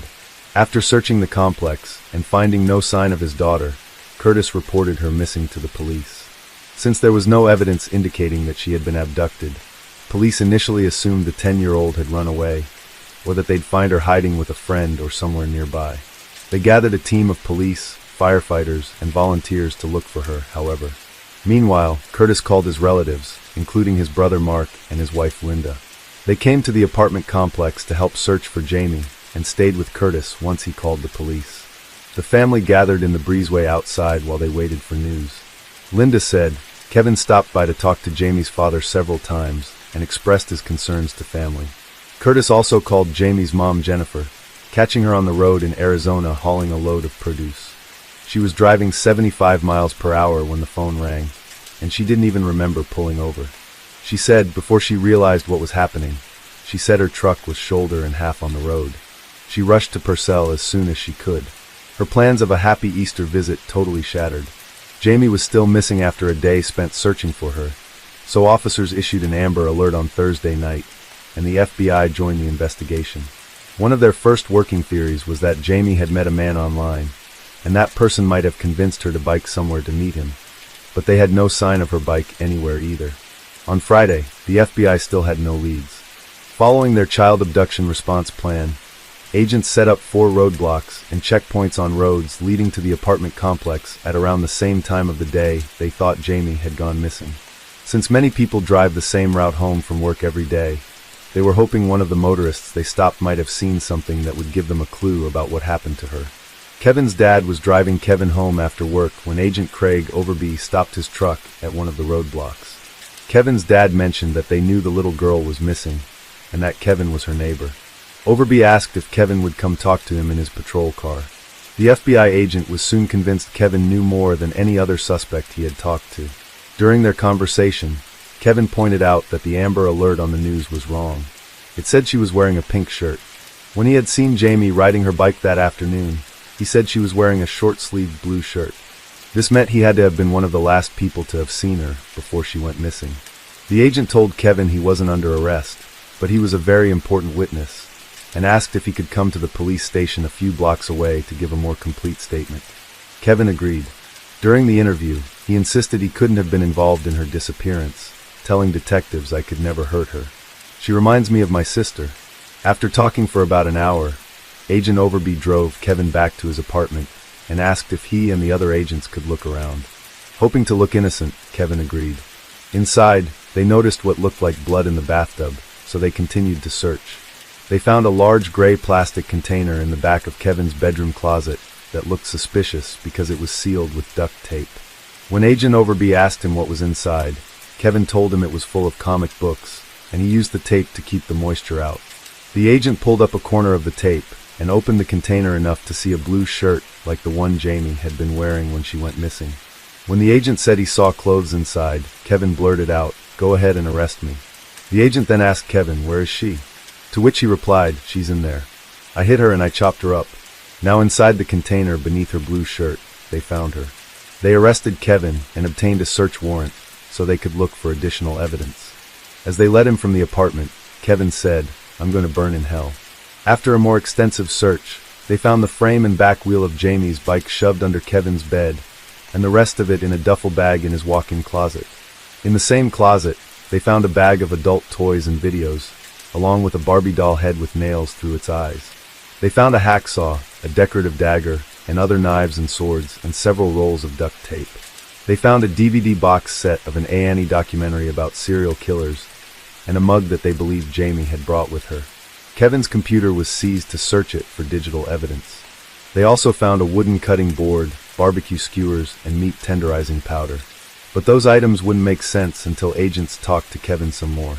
After his arrest, Kevin asked to talk to Agent Overby again, and after making sure that Kevin properly waived his Miranda rights, the agent spoke to Kevin for several hours, during which he made a full and very disturbing confession. Kevin told agents that he had been planning to kidnap someone for a couple of months. He'd been interested in and fantasizing about cannibalism for at least a year. When he started taking his Lexapro again, his fantasies really ramped up. He started to act on them. He said he wanted to know what human flesh tasted like, and thinking about it aroused him. He was so focused on the idea that he began downloading crime scene photos of dead bodies to fuel his fantasies. According to what he called his original plan, he wanted to grab a local child, restrain them, and make them watch an adult movie with him. He even considered that he might have to explain what was happening in the movie since the child might not understand, but he thought that he could teach them. After the movie, he planned to essay, torture, murder, sleep next to the dead victim, and then finally eat them, leaving only bones to dispose of. In preparation, sometime in March, he purchased the hacksaw, the meat tenderizing powder, and the barbecue skewers. He found one of the heaviest items in his home, a solid wood cutting board, and brought it into the living room in case he needed to use it as a weapon. He also ripped off a length of duct tape and stuck one end to his entertainment system, letting the rest of it dangle so he could easily grab it. He knew what he wanted to do. He had not settled on a target yet. He admitted he would stand outside and look at the neighborhood kids, considering them as possible victims. Now, he said that he did not identify as a pedophile, but he thought kidnapping a child would be easier because he could more easily overpower someone smaller. He said, "I kind of planned all along to probably get a kid, just mainly because they'd be easier to grab and easier to get rid of afterwards.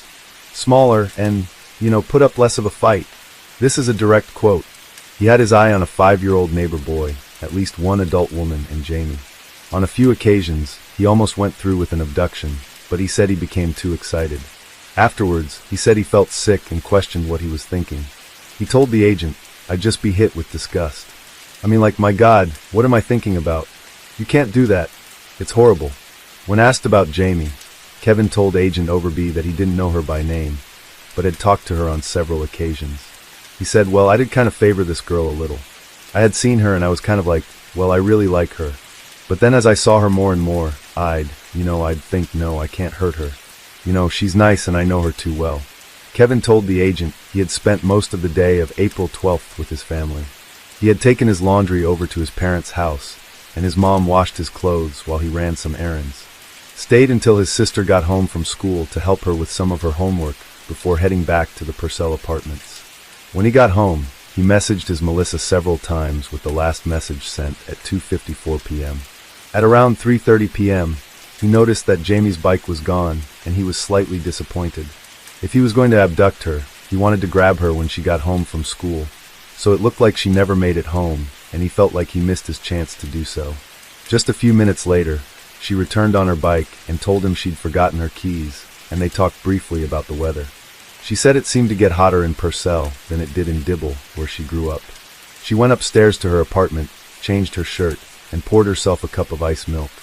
She came back down to the breezeway for a few minutes, and they talked a little bit more. While she was making small talk about how refreshing iced milk was on a hot day, Kevin noticed that she hadn't locked her bike up and thought if he hit it, then he could make it look like she had been grabbed by a stranger while riding her bike. After a few more minutes of chatting, Kevin said she asked to come inside and see his rat. Once inside his apartment, she sat down on the floor next to the rat's cage. An episode of SpongeBob came on the TV, and they watched it together, talking a little bit about the show. He said that she was in there watching TV for about 15 minutes while he debated putting his plan into action. He decided it would be better to knock her unconscious before restraining her, so he picked up the heavy wooden cutting board, but still hesitated. Over the next 5 minutes, he said he picked up the board and put it down several times. He finally decided to act and smashed her on the head, but it didn't work right away like it had in his fantasy. After his first blow, she jumped up and said, "I'm sorry." Later, he told detectives that something that's, haunted me forever since it happened. She started yelling, "I'm sorry," which, I'm like, what is she sorry for? She didn't do anything wrong. It's me, I'm the one that should be sorry. She tried to run away, and he hit her again. She started screaming, "Oh God, I'm sorry," and told him, "Let me go, I won't tell." He hit her 3 to 4 times with the cutting board, while Jamie fought for her life and refused to go down. He dropped the cutting board and grabbed her from behind, clamping his hand over her mouth and nose. He forced her to the ground until she was on the floor, and her stomach pinned beneath his weight. Kevin thought he had killed her. When he loosened his grip, she tried to grab something from a nearby toolbox, and he had to trap her against the ground again. She went limp, and he held her that way for several more minutes. He turned her over on her back to make sure she was really gone, but 30 seconds later, she started breathing again, and he said he had to do it again. After holding her pinned for 5 more minutes, she went limp again and lost control of her bladder. He thought she was dead, but to make sure he covered her mouth and nose with duct tape. Then he dragged her into his bedroom to hide her from view, so he could go outside to grab her bike, which he then wheeled inside of his walk-in closet. Back inside, Kevin essayed Jamie, but said the position she was in made it difficult to do what he wanted to do. Now, in his original plan, he had wanted to drain the blood from his victim while they were still alive, like a butchered animal, so he dragged Jamie into the bathroom. In his imagination, Kevin was able to move his victim with ease, but in reality, the 110-pound dead weight was too heavy for him. After much struggle, he was able to drape her over the edge of the tub. He pulled her hair back in a rubber band to keep it clean, and then used the decorative dagger to cut her neck, but he was unable to sever her spine. He planned to collect the blood in a large white bowl, but he said the blood was already clotted, and it didn't look appetizing to him in that condition, so he tried to wash it down the drain. Leaving Jamie in the bathroom, Kevin went to his computer to message his friend Melissa at 4:08 p.m. He didn't tell her what he had done, but she said that he seemed significantly happier than he had been in a long time during their conversation. He also deleted the adult images in his collection of crime scene photos from the computer in case the police searched it.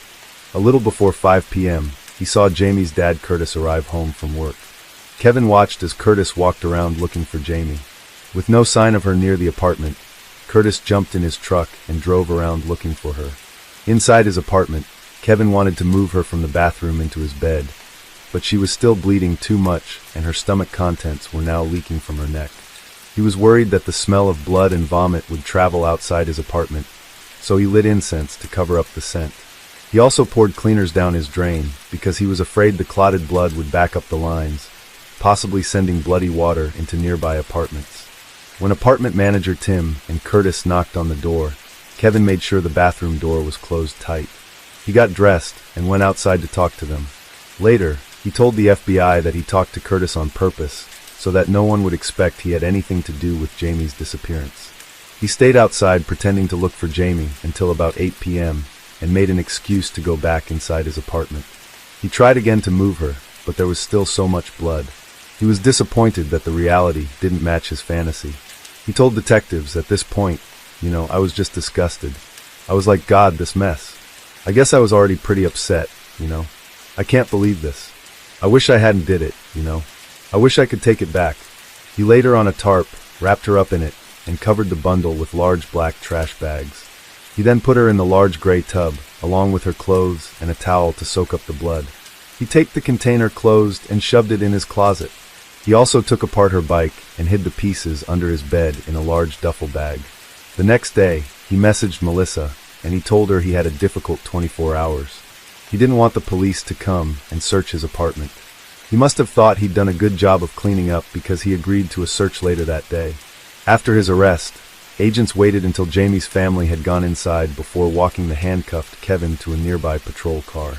Kevin was held without bond in the McLean County Jail on the charge of first-degree murder. Because there was so much media coverage, the trial was moved from McLean County to Cleveland County with the hope that they would find impartial jurors there. At the time of the crime, District Attorney Tim Kuykendall had been working as a prosecutor for 24 years, and he was horrified by Kevin's actions. He said, "I've never seen a homicide quite as atrocious and heinous and cruel as what this little girl suffered. This does not appear to be a spur-of-the-moment crime of opportunity, but a well-thought-out premeditated act with months of planning and preparation." He thought Kevin should get the death penalty and was determined to take him to trial. However, DA Kuykendall lost his election in 2006, and he was replaced by Greg Mashburn. The new DA considered offering a plea deal but ultimately agreed with his predecessor. This crime was so terrible that Kevin had to pay with his life. His jury trial began on February 19, 2008, and it was presided over by Judge Candace Blaylock. At the trial, the autopsy report was presented by forensic pathologist Inez Yacoub. He testified that Jamie's official cause of death was asphyxiation and blunt force trauma to the head, and her manner of death was homicide. He detailed the many injuries that she bruises on the back of her head consistent with the blows Kevin had described. She had petechiae, which are burst blood vessels in her eyes, consistent with being suffocated and unable to breathe. He found curved marks on her face caused by a hand being held over her mouth and nose, and deep saw marks on her neck from attempted decapitation. Doctors also found evidence of trauma to her private parts, including a torn hymen. Doctors were not able to tell whether Jamie was still alive when the essay occurred. Though this evidence alone would likely have been enough to convict him, prosecutors also had something much more damning. Almost 2 hours of a videotaped interview during which Kevin described everything he had planned and done in a step-by-step, matter-of-fact way. This interview, conducted by agents Martin Magg and Craig Overby, was played for the jury. On the tape, Agent Overby stayed calm and allowed Kevin to talk. We reworked to build a rapport with Kevin, asking him about his job and his family, and telling Kevin he was intelligent. As Kevin was comfortable, Agent Overby told him, "At some point you realize you had to do the right thing and tell what happened." At first, Kevin seemed hesitant and had to be prompted with questions. Once he started talking about his plan, he seemed eager to talk. He even seemed excited at times. He told the agents about his addiction to adult films and images, and explained how his desires had gotten so morbid. He said he had spent the last 12 to 13 years surfing the internet for bizarre adult material. He said, "There's a lot of weird stuff on the internet. So as the years went by, I just got desensitized to normal porn.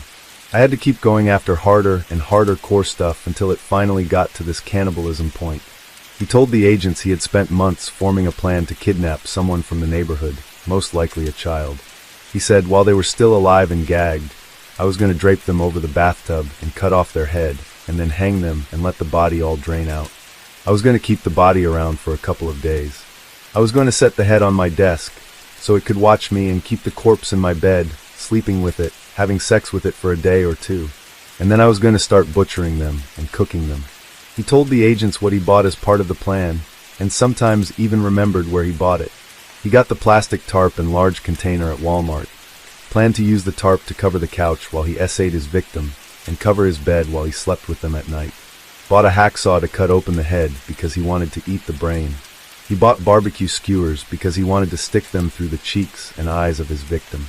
He even told them where to find the Barbie doll head he practiced that technique on. He bought the meat tenderizer powder so he could eat every part of the body, including the organs. Kevin didn't seem ashamed of his actions, but he knew his mother and sister would be devastated when they found out what he did. He knew what he had done was wrong, but he also blamed Jamie for becoming his victim. He said, "She was a very trusting kid that if it hadn't been me, it could have ended up being someone else. 'Cause like I said, she just kind of wandered into my apartment. I didn't, force her in there or even ask her in." At the end of the video, he threw up violently into the room's trash can, which could have been a sign of remorse or a sign of fear because he had gotten caught and was going to jail. Following the video testimony, the defense arrested without calling any witnesses. After hearing Kevin say, "I know what I did was wrong and I know I deserve to be punished for it," there wasn't much for his lawyers to say. They didn't even try to prove he was innocent. Their only argument was he should be given life without the possibility of parole because he had mental illness and other mitigating circumstances. On February 28, 2008, the jury took only 23 minutes to get Kevin a first-degree murder. And on March 7th, the same jury sentenced him to death by lethal injection. Kevin showed no emotion when he found out he'd be put to death. Prosecutor Greg Mashburn called the trial a particularly troubling case to sit through. We would agree after the conviction, he was glad he no longer needed to keep the evidence in his office and instead put the crime scene photos, toys and weapons into storage. He said, "I don't have to stare at that disgusting stuff that jurors had to look at anymore." His family was relieved, but also prepared for the long appeals process that usually occurs in a death penalty case. Her Aunt Linda said, "We know that's going to happen. This does create a lot of closure for us that we don't have to come back for trial and don't have to sit in the courtroom with him." July of 2016, Kevin appealed the death penalty. This appeal, he had a new reason. This trial, he had been diagnosed with autism spectrum disorder and several other mental illnesses, but his appeal was rejected. That judge noted in his ruling that Jamie's murder was especially heinous, atrocious, or cruel. Despite losing his appeal, Kevin stayed on death row for many more years because the state of Oklahoma wasn't very good at executing people. Now, this is not my opinion. This is just what happened, and let me explain to you why. Now, in 2014, after Kevin was found guilty, but before his appeal process was done, the execution of another convicted murderer in Oklahoma went horribly wrong. Clayton Lockett, who had shot a 19-year-old woman and buried her alive, was given an untested combination of drugs for his lethal injection. Though he was supposed to be unconscious and paralyzed during the procedure, the drugs didn't work. He moaned, moved around, and tried to get up, and he had to be held down on the table. When the doctor tried to place another line to give him more lethal drugs, he accidentally hit an artery, and the blood sprayed all over the execution room. The execution was stopped, but Clayton died 43 minutes later, and in 2015, Oklahoma had another issue carrying out an execution. They used the wrong drug to execute Charles Warner, who had essayed and murdered the 11-month-old daughter of his girlfriend. Potassium chloride was the drug that they were supposed to use and what was logged in the paperwork, but potassium acetate was found in an autopsy of his body. His final words were, "My body is on fire." After these mistakes, the state placed a 6-year moratorium on executions. They lifted the moratorium in 2021, and there was political pressure to quickly resume executions. A plan was established to execute 25 prisoners in the following 3 years, which would reduce the population of Oklahoma's death row by 58%. Since then, Oklahoma has executed 13 people, but the Department of Corrections has struggled to keep up with the pace. Kevin was scheduled for execution on December 7, 2023, but it was put on hold when prison staff asked to delay the time between executions from 60 days to 90 days. They claimed they needed time to avoid another botched execution. Oklahoma Attorney General Jenna Drummond supported the department's request. He said, "I do not want as a chief law officer to oversee a failed execution. I am present with every execution. I look the defendant in the eye as he dies. I look the men and women that administer those lethal injections in the eye after they've administered it, and I have sympathy for the strain on them." The judge overseeing the case had a very different opinion. He said they needed to suck it up and do the job they were hired to do. The time between executions was already extended from 30 to 60 days, and he rejected the new request to extend it to 90 days. He said, "We set a reasonable amount of time to start this out, and y'all keep pushing it and pushing it and pushing it. Who's to say next month you won't come in and say I need 120 days? This stuff needs to stop, and people need to suck it up, realize they have a hard job to do, and get it done in a timely, proficient, professional way." While they battle it out in court, Kevin is still incarcerated at the Oklahoma State Penitentiary in McAlester, Oklahoma. His new execution date has not been set as of the time of this recording. When officers told Curtis his daughter was dead, he collapsed in grief and despair. His brother Mark had to take him to the hospital, where they sedated him. Family realized she'd been dead inside Kevin's apartment the whole time they'd been sitting outside, just a few feet away. Jamie's Aunt Linda told reporters that their family was distraught and trying to come to terms with an immense loss. She said, "That guy took a life that had just begun. Her daddy is not going to walk her down the aisle. She's not going to have babies. She's not going to get married. I mean, it's over for her. This guy is sitting all cozy in a jail cell eating dinner right now, and that's the reality of it." The family was grateful to the police and investigators who found their girl, but they struggled with horrible details of the crime. Jamie's Uncle Mark said it was hard to hear what happened to her. He said, "Sometimes it got to the point where it hurt. This has been very, very rough on all of us. We're in the process of grieving. It's really hard on everybody. Whole communities struggled with the loss. Townspeople left balloons, flowers and stuffed animals and Easter cards at the apartment complex, and her school friends tied white ribbons to the trees on the street near the high school in her memory. Her funeral was held at the Purcell High School Gymnasium, one of the few places in the small town large enough to hold everyone who attended. Over 1,000 people joined her family at the service on April 20th to mourn her death, including members of her Girl Scout troop and officers and other first responders who searched for her. So many people came out to say goodbye that police closed off the roads in the surrounding 2 square blocks and arranged for golf carts to drive people from their parking areas to the gym. Dozens of balloons in her favorite color, green, hung behind her closed white casket, and a framed photo of Jamie sat on top next to a bouquet of flowers. They played her favorite song, "Jesus Take the Wheel," and other country music that she liked. They showed a video of images and clips from her life, including time she spent having fun with her fellow Girl Scouts. Pastor Dwayne Elmore spoke, saying, "Long after the cameras are gone and the headlines change, there will still be people in Purcell who love you."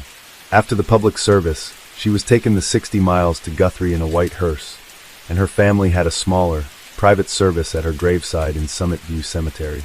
Without his little girl, Curtis couldn't just stay in Purcell. He got a new job and moved to Guthrie.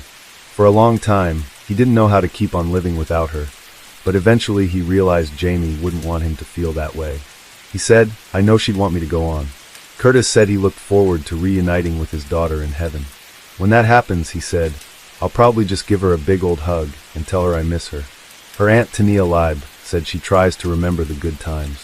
She said, "I don't want her to fade away. She's part of history and want people to know that she really did exist." Her mother, Jennifer, went through dark times after her daughter's murder. She'd always dreamt of being a truck driver, but because of that dream, she ended up blaming herself for Jamie's death. She thought she should have been home with Jamie instead of out on the road. She told a reporter, "I think about her all the time. To be honest, there's not a day that doesn't go by that I don't think about her. She was a year sober when Jamie died, but she soon fell off the wagon, and it would be years before she got clean again. During her darkest time," she said, "basically I lost it. I called my mom up and I said, 'Mom, I want to be with Jamie. I want to go where she's at. She needs me. And that's selfish of me to think that way, because I've got 2 other girls I've got to stay here for.'" As the years passed, Jamie's mom posted messages on her memorial pages, the way to talk to her after she was gone. Jennifer took comfort in thinking about Jamie surrounded by other relatives that had passed and imagined her little girl all grown up. In February of 2014, she posted the following message. "To my sweet Jamie, I love and miss you so very much. With every angel date, birthday and holiday that passes, I go see you. When a breeze blows through my hair, I say hello, Coppertop. I miss you so very much. I catch myself imagining what you would be like and look like now. I know you would be a gorgeous, loving, charismatic young lady." In May of 2020, she posted, "Hey Coppertop, been thinking about you so much lately. Grandma Rose, Aunt Chris and Gigi are there with you now. I know you are all happy.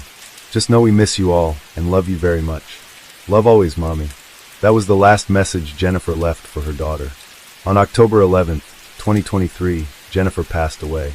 She was buried at Summit View Cemetery in Guthrie, next to her baby girl.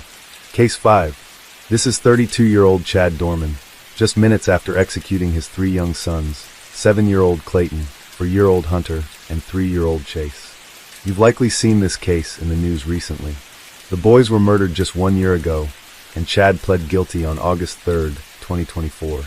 So who is this monster, and how did his family end up at the center of a horrific slaughter?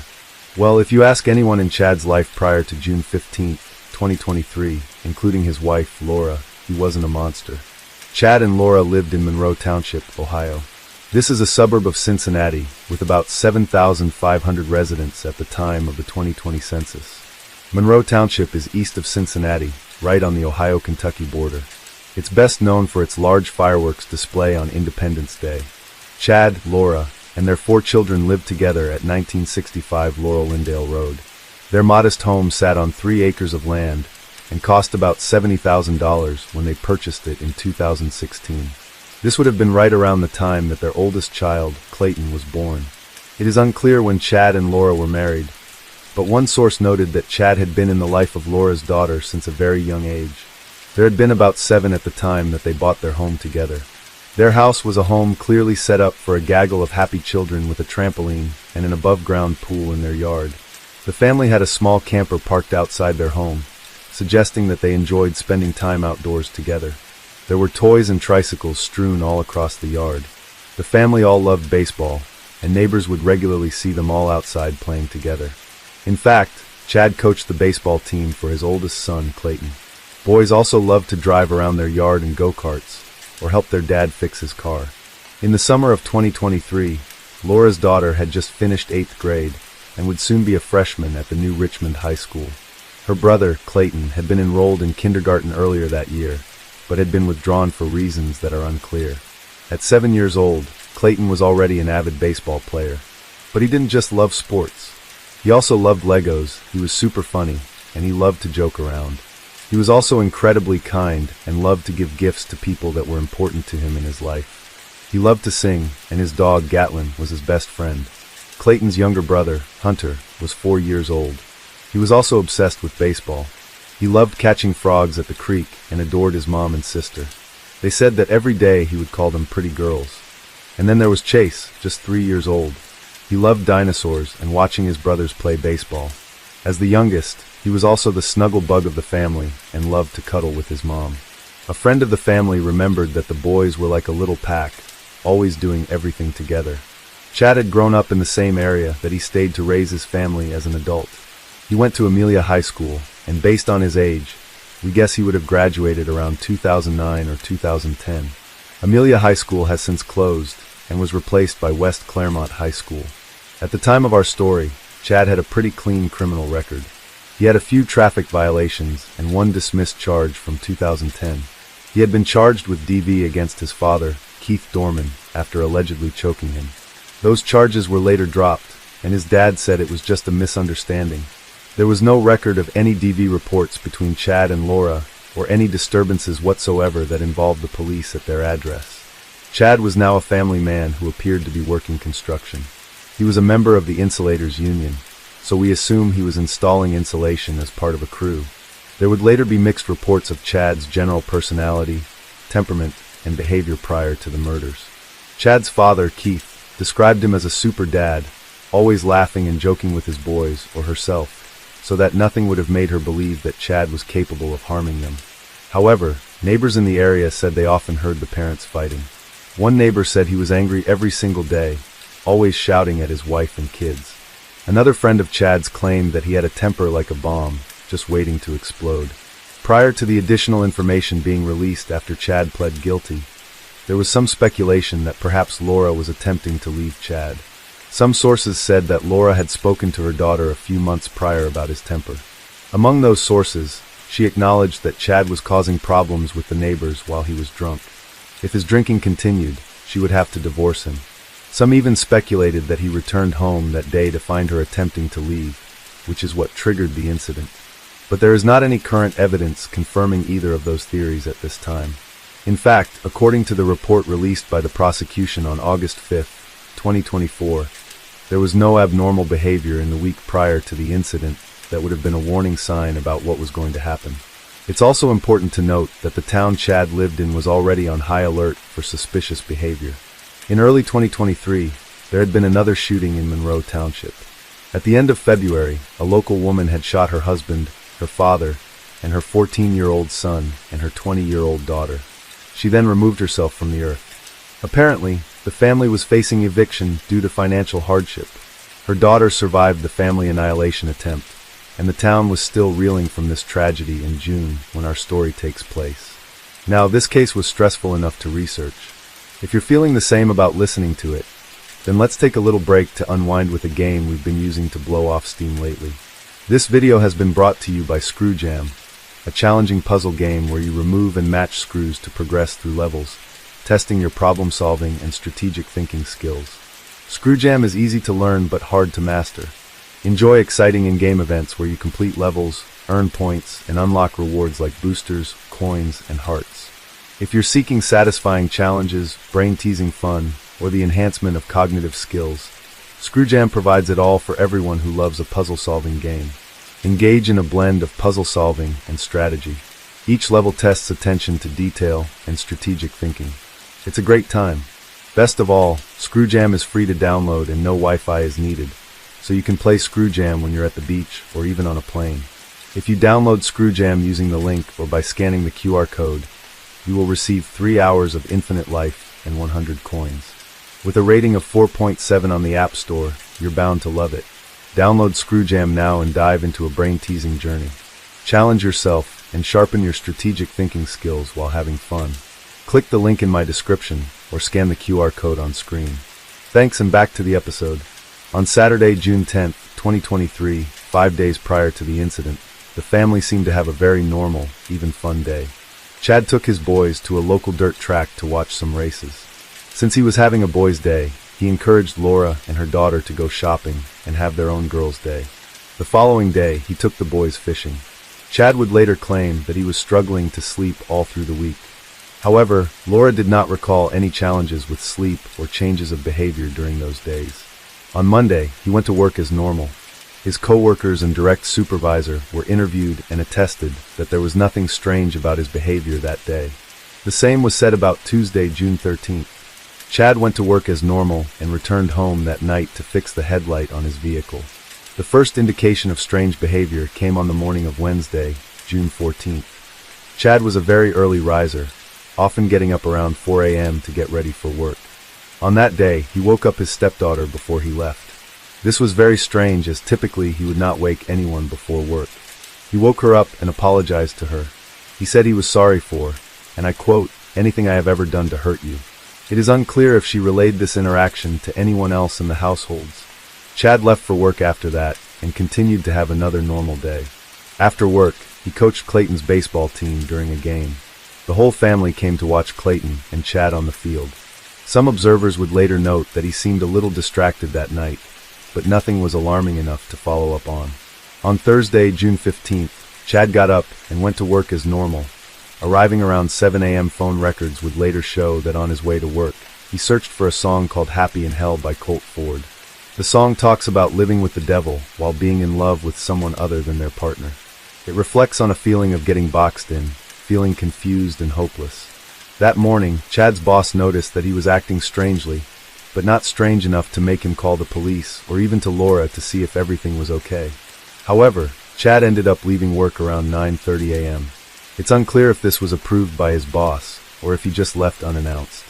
At some point that morning, he called his mother to say he was having confusing thoughts, as he put it. She suggested that he go to the little clinic inside their Kroger. For those of you who do not have that chain near you, Kroger is a grocery store, but like many supermarkets, they have a pharmacy with a clinic inside. At 9:42 a.m., Chad arrived at the Kroger. He entered the building and stopped in the vitamin and supplement aisle and stared at the shelves for a few minutes, then walked into the little clinic and leaned on the counter where a receptionist would typically be. From the camera footage we have seen, it appears that the clinic is empty. There is no one waiting in chairs and no one at the desk. Chad leans on the counter for just over a minute and a half. After no one comes to speak to him, he turns around and leaves the store without making any purchases or speaking to anyone. It seems that he stopped one more time on the way home to buy a 16-ounce Bud Light, but it's not known where he made that stop. When he first arrived home, his family was out running errands. Chad went to the shed, but it's unclear exactly what he was doing. Laura and the kids arrived home shortly after, and the boys ran excitedly to greet their dad, who they probably didn't expect to be home on a Thursday morning. Laura later said that Chad played with his boys for the rest of the morning, and she made lunch for everyone. While they ate, Laura observed the first major red flag. While he was eating, Chad said, "This will be my last good meal." Laura was concerned by this statement and thought Chad might be planning to remove himself from this earth.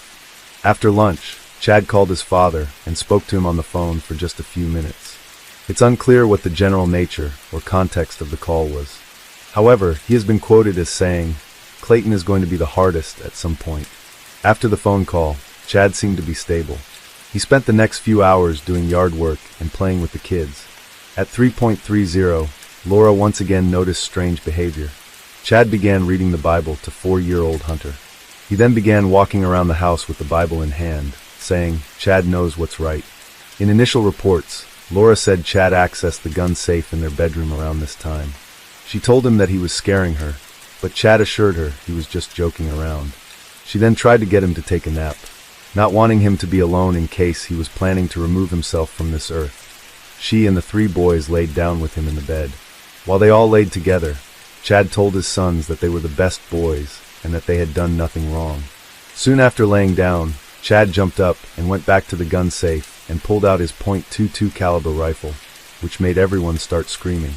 Laura, who thought that his intended target was himself, began pleading with him not to do it, telling him that they loved him. She pulled out her phone to call 911 to get him help, but he ripped the phone from her hand and threw it across the room, telling her that it was too late. This mayhem must have gotten the attention of Laura's daughter, who was watching TV in the other room. She walked to the master bedroom, just in time to see her stepfather shoot Hunter 4 times in front of the whole family. Hunter was hit in the right arm, right side of his torso, and twice on the right side of his head. Laura started screaming for the other kids to run, and then grabbed her phone and called 911. During the call, Laura is screaming and frantic, trying to say her address to the operator, but she said it so fast that they could not hear it clearly. She was screaming, "My husband shot my baby. Help me, God, help me. He's hurt. He's hurt, God. He's hurt. Chase, come on, bud. Run." Followed by lots of screaming, and "My baby's dead. My baby's dead. Don't shoot him." You can hear Chad tell her to get off of him as she is fighting him. She kept screaming her address while the kids screamed in the background. "Chase, come on, bud. Run." And Laura yelled at Chad, "My baby is dead, Chad. My baby's dead. Don't shoot him." As the call continues, there was more screaming in the background between Laura and a small child. While Laura was on the phone with 911, Clayton and his older sister ran out the back door of the house, then in opposite directions. Clayton ran towards a field behind the house. Once Clayton ran, Chad began to pursue him. A few seconds later, after getting out of the house, Laura's daughter turned and saw Chad raising his gun to take aim at Clayton. The 14-year-old stopped fleeing and instead ran straight toward Chad to try to stop him. Chad shot Clayton twice in the back from about 70 yards away. Mate and Clayton dropped to the ground before his sister was able to reach him. He then calmly walked over to his 7-year-old son, and when he reached him, he shot him twice more in the head, killing him. When Chad started shooting Clayton, the teenager changed course and went to find Chase. At this point, Laura had carried Hunter out of the house to wait for EMTs, all while trying to render aid to her little boy. Chase's sister found him, picked him up, and started running down the driveway towards the fire station that was across the intersection from their house. Fortunately, Chad saw them fleeing and quickly caught up. On a neighbor's Ring doorbell camera, police were able to find the audio of this moment. Chad was pointing the gun at his stepdaughter's head from point-blank range, screaming, "Don't shoot me, don't shoot me." Chad demanded that she put Chase down. She lowered the boy to the ground, and he began to run. Chad followed him to where he was hiding behind their trash cans and attempted to shoot him. The gun was out of bullets, so Chad had to stop to reload. This delay gave the 14-year-old time to flee into the street towards the firehouse. Fortunately, the 3-year-old fled back toward his house and his mother, looking for safety. She managed to flag down a vehicle and screamed that her stepdad was killing everyone. Afterwards, she continued to run to the fire station as the bystander made another 911 call. Meanwhile, Chad turned and went back to the house, where he found Laura holding Chase. There, a struggle ensued, with Chad trying to pull their youngest son from her arms. Laura fought back hard as Chad bit her. She put her hand on the barrel of the gun, pushing it away from her baby. As she pushed it, her thumb covered the end of the barrel, and Chad pulled the trigger. The bullet hit her thumb, and the shock was enough of a distraction for Chad to pull the toddler from her arms, and then shot him in the head, executing him right in front of his mother. You may never know why Chad did not attempt to kill Laura at this point, or attempt to remove himself from the earth. She was suffering from her own gunshot wound. Laura managed to get a hold of her phone, and called 911 again. She ran back out of the house to Hunter's body to attempt to resuscitate him. In a 911 call, she is once again hysterical and screaming, likely from her own physical pain, as well as the horror of what just happened. In the call, you can make out phrases like, "My children are shot," "My children are not breathing, my 3 children," and also, "I called and no one came, their father killed them." During the call, the operator attempts to calm her down to give her instructions on how to do CPR. During this time frame, Chad was calmly walking around the property, collecting the bodies of his children. He first went back to the field and picked up Clayton, throwing his body over his shoulder, and carrying him back to the side yard where Laura was attempting to save Hunter. Chad laid him on the ground next to his wife and child, and walked back into the house to get Chase, with a large spot of Clayton's blood on the back of his green t-shirt. Then brought Chase's body outside, and laid him next to Clayton in the grass. The bodies of his dead sons lined up in the yard. He calmly returned to the front steps, laid his rifle down next to him, and lit a cigarette to wait for the police. Deputies arrived at 4:26 p.m. For our listeners who live in urban areas, this 20-minute response time may seem unacceptable. We'd like to point out that in more rural towns that do not have their own full-time police departments, when you call the police, the only officers available to respond are the county sheriffs. The sheriffs would be dispatched to anywhere in the county when they receive a call like this. You can see in the body cam footage that these officers started driving as soon as the call came in, speeding with lights and sirens the whole way. They were also speeding directly into an active shooter situation. When the deputies first arrived, they needed to assess how to safely get to the children and Chad without putting their own lives at risk. In the body cam footage, you can hear an officer asking to go to the boys laying in the grass because he knew they needed help. However, they didn't have Chad in custody yet and didn't know where his gun was. They could see Chad sitting on the steps, but he did not respond to them. They were yelling from the side of the road, "Walk toward us," but Chad didn't follow the instructions. After seeing that he wasn't going to come to them, they crossed the lawn while maintaining cover behind the camper parked in the driveway. As they approached, they continued to yell directions to Chad to stand up, but Chad remained sitting on the steps. When they reached Chad, he did not resist as they pulled him from the steps, pushed him to the ground, and cuffed him. The other police raced to the bodies of the boys as Laura screamed at Chad in the background, "You took my life from me." The family dog was barking from inside the house, and Chad yelled at him to stop. He then calmly told the officers not to let him out, and that he didn't think the dog would bite them as long as they left him alone. While Chad was face down and cuffed, an officer asked him what was going on. He said, "I'm not trying to hurt nobody. I'm completely sober. I've never done drugs a day in my life." Then shortly after he said, "I ain't gonna hurt nobody. I ain't got nothing on me. Just my phone, that's it. I ain't mad. I ain't nothing." As you saw from the beginning of the episode, Chad asked if he could be rolled over because he was uncomfortable, after which the officers stood him up and began walking him away from the crime scene. The officer who initially cuffed Chad handed him to Deputy Scott Rudd to take him to the cruiser. As the deputy walked him to the cruiser, he told Chad, "You have the right to remain silent, and you should ****ing use it." He then searched Chad's pockets and placed him in the back seat of the SUV. While this was happening, Hunter was quickly put in an ambulance and Deputy Sparks picked up Chase to carry him to the ambulance, hoping to get him help. After a few yards, he realized that Chase was dead. There was no saving him. He laid him back in the grass. First responders quickly realized there was nothing they could do to save the boys, and instead covered their tiny bodies with sheets.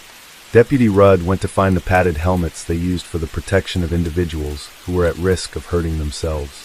When he returned, Chad complained that the car was too hot and his cuffs were too tight. Chad's cuffs had been double locked, preventing them from tightening beyond a safe point. Officers didn't make any move to adjust the AC or Chad's cuffs. They just stood nearby with the back hatch open. In the body cam footage, Chad is heard saying, "Tell them I did it, take me to jail." You can also hear that the officers were at their limit. When officers said, Close the door so I don't kill the mother f asterisk asterisk asterisk.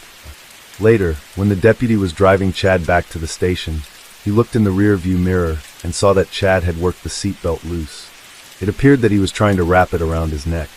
The officer stopped and opened the back door to fix the belt, and Chad complained about the cuffs again. The officer just tightened the seatbelt to prevent it from getting loose again and continued driving. As the defense later prepared for the trial, the officers would be criticized for not tending to Chad's request for more AC and looser cuffs, saying that this was a misuse of power. They would also be criticized for their crude language involving Chad. Chad was transported to the station to be interviewed and was officially arrested that night at 10 p.m. During the interview, Chad's calm and cooperative demeanor was no longer as stable as it had been during his arrest. Now, during the interview, he said many things, some that proved to be true and some that were not. One of the claims he made was that he had been planning their murders since the previous October, 8 months before he actually did it. He also said he hadn't been able to sleep the previous 3 nights because his head was filled with thoughts about killing them. He falsely quoted the Bible at one point and said that he should have killed Laura first because she had made the other murders more difficult. Then at some point in the interview, he claimed he had no idea what they were asking about. He said he didn't kill anyone or didn't remember killing anyone. At some points, he said he wasn't the shooter, or maybe he had been at work when it had happened. During the interview, Chad was only partially read his Miranda rights. Now all officers have a card that they carry with them with the full Miranda rights on them to be read after every arrest. In addition, Chad would twice mention a lawyer, though he didn't make a clear and direct request for questioning to stop until he had a lawyer. He did at one point say, "I'll just wait for a lawyer. I really don't know. Just give me a couple of days. I'll talk to a lawyer and get nice, good answers." However, officers did not stop questioning or provide him with a public defender. So as we've seen a few times recently, any information acquired during this interview would later be suppressed from his trial. Chad ended up being charged with 21 different crimes. This included 9 murder counts, 3 for each child because of the different aggravating circumstances that went along with each murder. It appeared in the courtroom the next morning in a padded suit often used by prisoners who are a danger to themselves. Body cam footage. You can hear officers talking about how he had refused to get dressed for the hearing. During the hearing, the defense asked for a $75,000 bond. They countered that this was the most heinous crime imaginable and requested a $20 million bond. Judge set bond at $20 million, and Chad left the hearing to be held in Claremont County Jail. Over the next few weeks, Chad would have several phone calls recorded from prison. He spoke to his mother, mental health professionals, and his brother.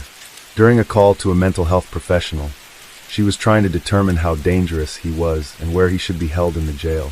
She asked him if he felt bad for what he had done, and he said no. 10 days after being arrested, he spoke to his mother on the phone.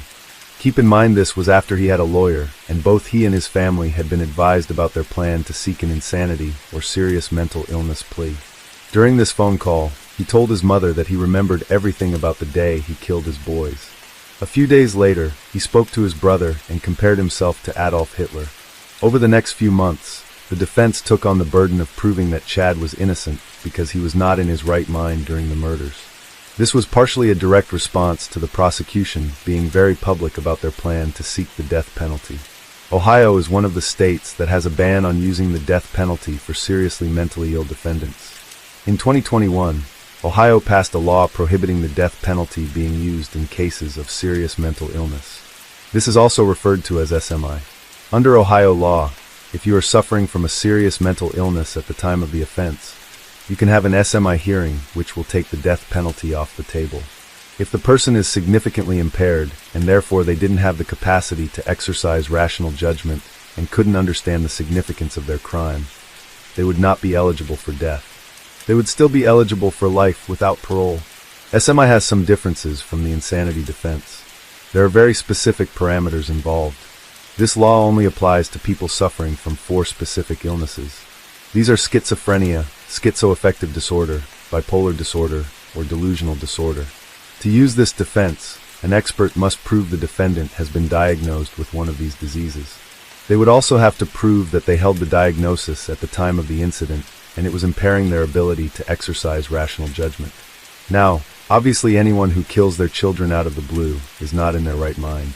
However, in order to prove that you are innocent either due to insanity or a serious mental illness, the defendant often needs a prior history of diagnosis, treatment, or medication showing that they were mentally ill. As the prosecution lawyer would later say, this was a lightning strike from a blue sky, meaning that there was not a history of mental illness. This came out of nowhere. Several experts evaluated Chad. The first two doctors who evaluated him had two different perspectives. Though they both felt that he might have been suffering from a mental illness at the time, one felt that he did not meet the criteria for an SMI plea. Prior to June 15th, he had no diagnoses, treatments, or prescriptions for any mental health conditions. They said it was likely that he suffered from a mood disorder at the time of the murders. However, they determined that he did know the consequences and wrongness of his actions. This was illustrated by the way he warned officers that he wasn't dangerous when they arrested him. Also in the way he said, "Take me to jail." In addition, the phone calls after he was in jail illustrated that he was very aware of what happened. During incarceration, he showed no acute mental health symptoms, received no treatment or medication. His behavior was not consistent with someone in the throes of a delusion. There was also no indication during the body cam footage that he was in the middle of a delusion when he was arrested or being interviewed. The other doctor's opinion was that Chad was bipolar and felt that Chad did not know what he was doing that day. However, in his report, there was no further testing or reports to prove how he had gotten this conclusion. Nothing in his report indicated that his diagnosis was based off the criteria of the DSM-5. After the first two doctors did not agree as to whether or not Chad was culpable for the murders, a third doctor was brought in. This next doctor, who evaluated him, completely disagreed and did not think he suffered from any mental illness. However, she determined that he did have a history of controlling behavior, issues handling anger, and poor frustration tolerance. She said these were all likely related to his underlying personality structure. When it was made public that Chad was attempting to get an insanity or SMI plea, it caused major upheaval. The public was outraged by the possibility that he could avoid the death penalty. After all, this is what the death penalty is for, the worst of the worst. Many said if it was just judged on conduct and not the why, it was an easy death penalty. Over the course of the past year, the defense filed over 24 motions to try to adjust how Chad's trial would pan out. In addition to the attempt for an SMI defense, they made many other requests.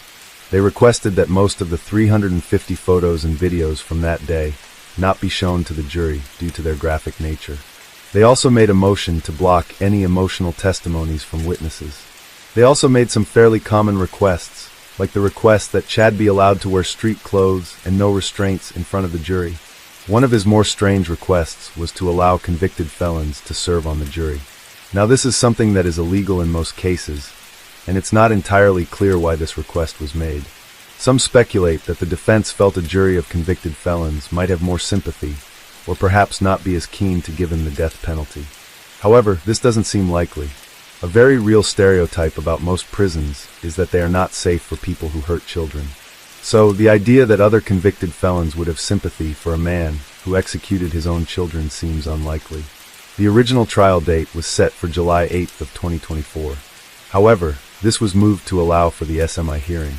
When this change happened, it created a challenging chain of events for the court.